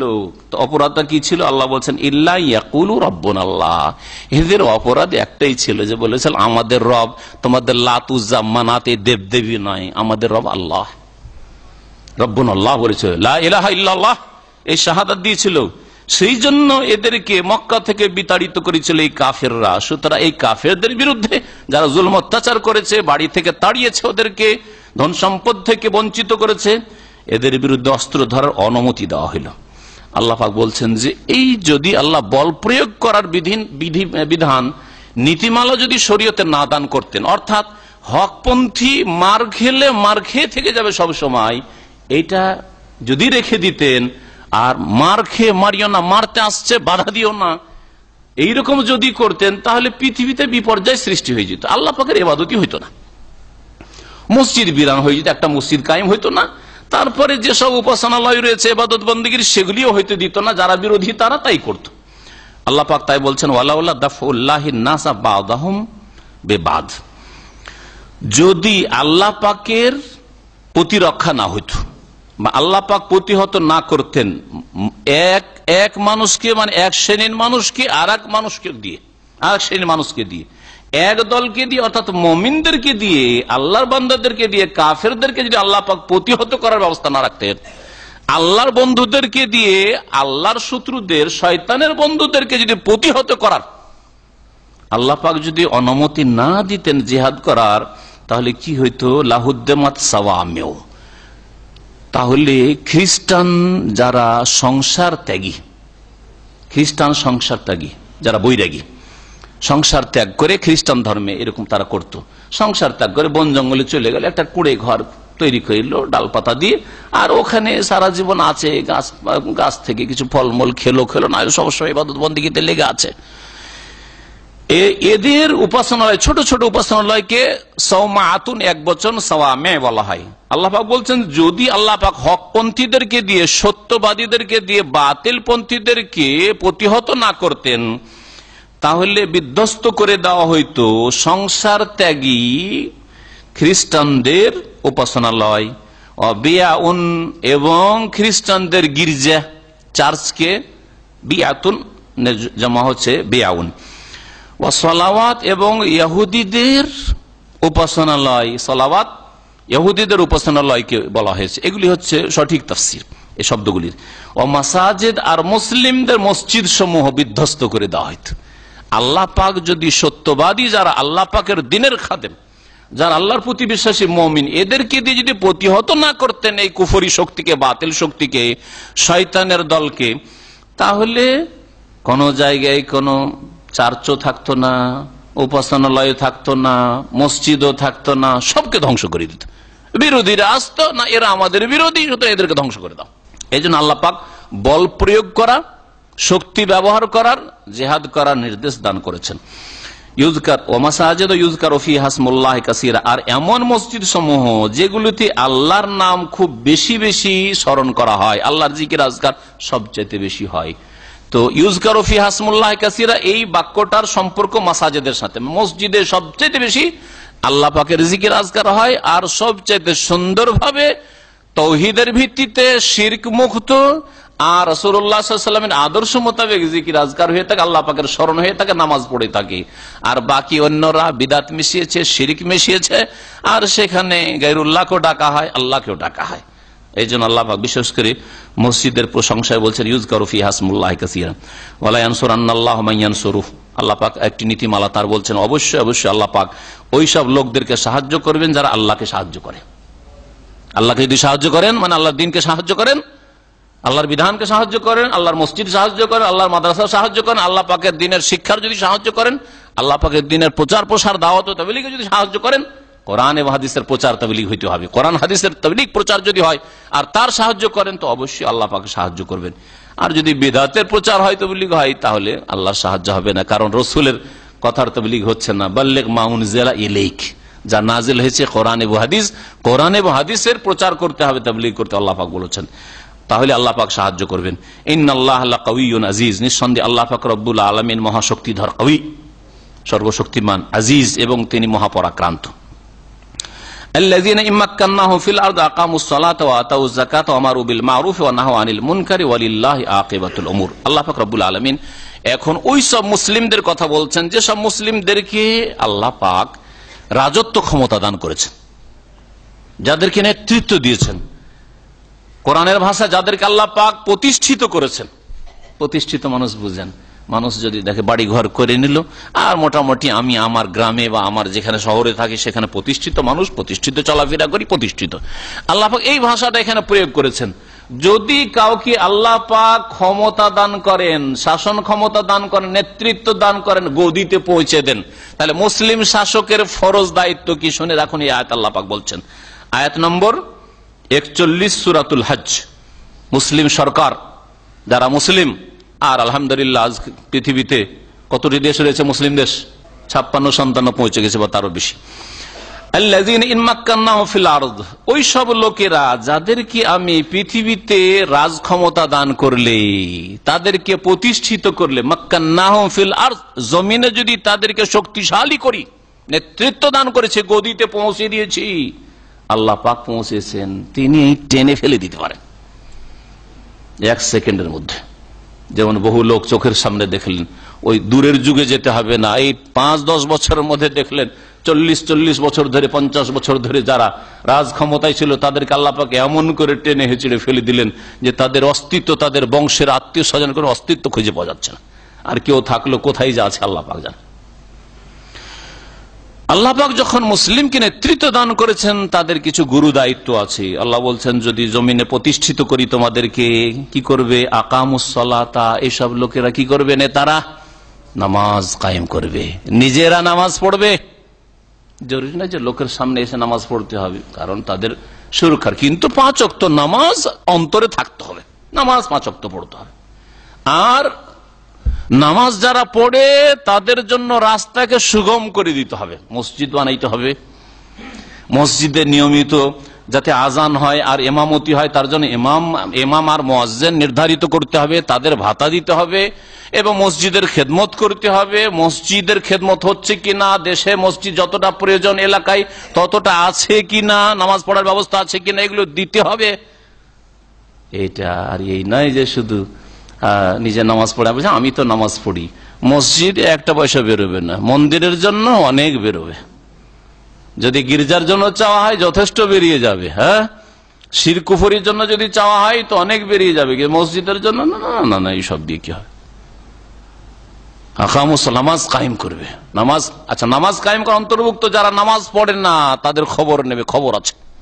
মুসলিম সরকার নামাজ পড়ো না দেশে, নামাজের সময় বাইরে বসে থাকো, জামাত চলছে নামাজ হয়ে গেল আর বাইরে বসে থাকো, দোকান চালু থাকে আর আই ইনকাম করতে থাকো, খবর আছে।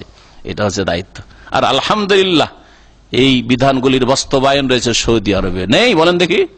আজান হইলেই আকামুস সালাত, নামাজ কামর, সালাহ সালাহ সালাহ, এই আর লোকেরা বলছে নামাজ পড়ো, দোকান খোলা রাখেন, খবর আছে। শয়তান প্রকৃতির মানুষও সৌদি আরবে দোকান খোলা রাখতে আর ব্যবসা বাণিজ্য করতে আর রাস্তায় বসে থাকতে ভয় পায়। আল্লাহ পাক যেন আরো বেশি তৌফিক দান করেন। এ হচ্ছে ইসলামিক রাষ্ট্রের রূপরেখা, ইসলামিক রাষ্ট্র এর হচ্ছে বাস্তব প্রমাণ। আকামুস নামাজ কায়েম হচ্ছে, সুতরাং দোকানপাট বন্ধ হয়ে গেছে। রাস্তায় চলতে আমরা যখন হয়তো দূরে কোথাও আলোচনায় যাচ্ছি, মাগরিবের গত বেশার আগে দেখি যে কিভাবে বুঝবো আজান অনেক সময় গাড়ির ভিতরে থাকলে শোনা যায় না, দেখি যে দোকানপাট খোলা আছে না বন্ধ, দেখা দোকানপাট বন্ধ, অন্ধকার হয়ে গেছে, তার মানে আজান হয়ে গেছে। বুঝতে পারি এখানে সৌদি আরব, অন্য জায়গায় বুঝতে পারেন, দেশে বুঝতে পারেন আজান হইলো না, নামাজ হয়ে গেছে না, জামাত পাবো, কিছুই বুঝতে পারছেন না। অথচ মুসলিম দেশে 90% মুসলিম ঘোরাফেরা করছে, কিছুই বুঝতে পারছেন না। দোকানপাট খোলা আছে, যার নামাজ পড়ার যাচ্ছে, তোমার কাজ নেই, তুমি নামাজ পড়ো, আমাদের কাজ, আমরা ব্যবসা করছি, চাকরি করছি, ডিউটি করছি, করতে দাও, আমরা খেলাধুলা করছি, খেলতে দাও।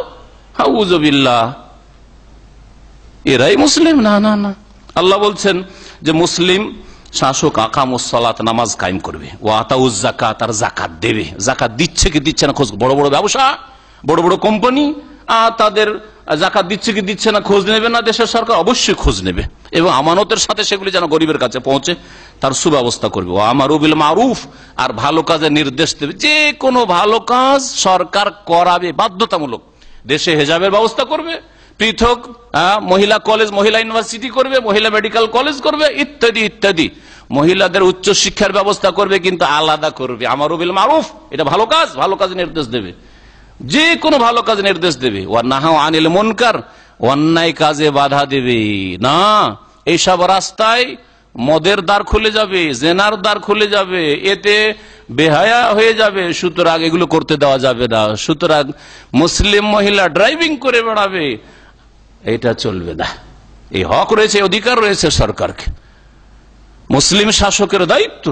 কারণ একজন মুসলিম মহিলা যদি গাড়ি চালায়, তো যে কোনো সময় গাড়ি চালাতে এক জায়গায় পার্কিং করে দিল, আরেকজনের সাথে উঠে চলে গেল।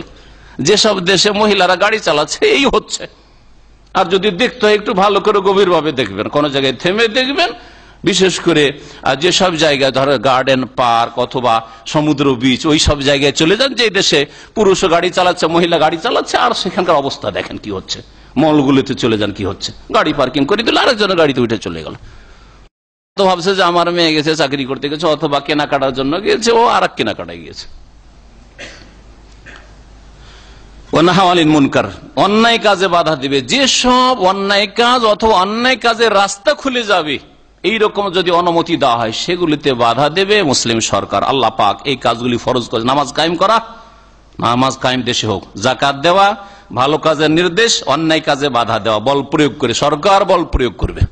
সরকার দেশে নাস্তিক জন্মাবে না, সরকার দেশে কবর মাজার পূজা রাখবে না। আলহামদুলিল্লাহ, সৌদি আরব এমন একটা দেশ যে আল্লাহ ছাড়া কাউকে সেজদা হয় না। না হয়? আল্লাহ ছাড়া কারোর কাছে চাওয়ার ক্ষমতা এখানে আছে যে কেউ চাইবে?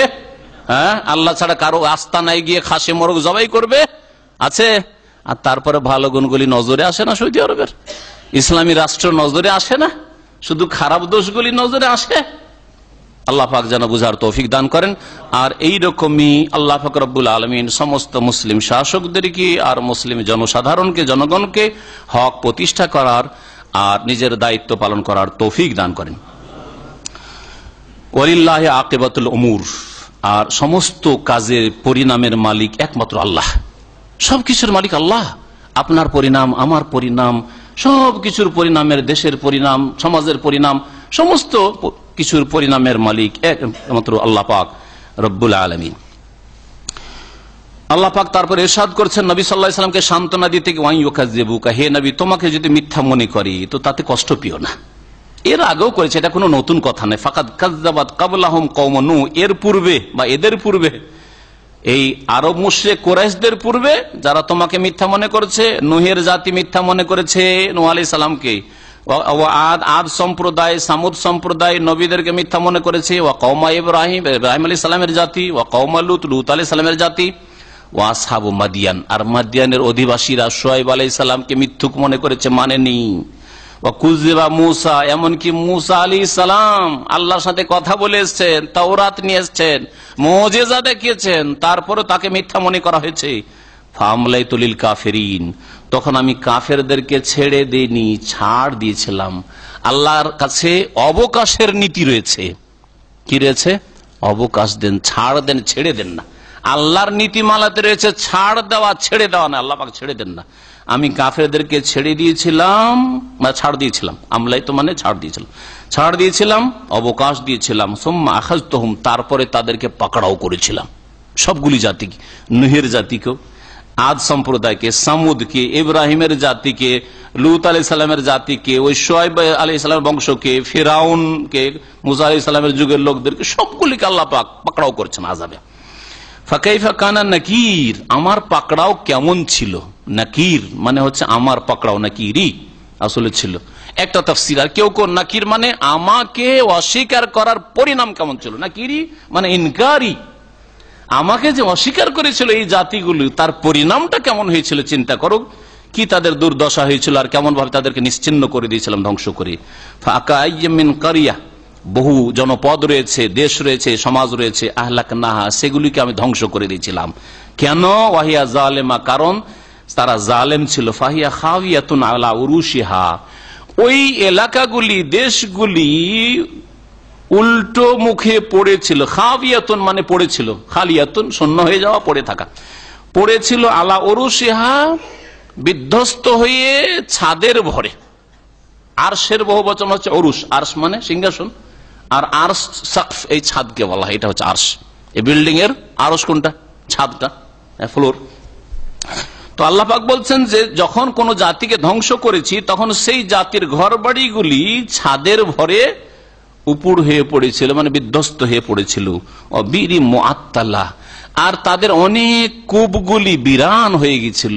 কূপে পানি খেত কালকে, আজকে এমন করে ধ্বংস করে দিলাম যে কূপগুলি বিরান হয়েছে। একটি কোনো মানুষ নেই যে কূপটা পরিষ্কার পরিচ্ছন্ন করবে আর কূপ থেকে পানি উঠাবে, কোনো লোক নেই।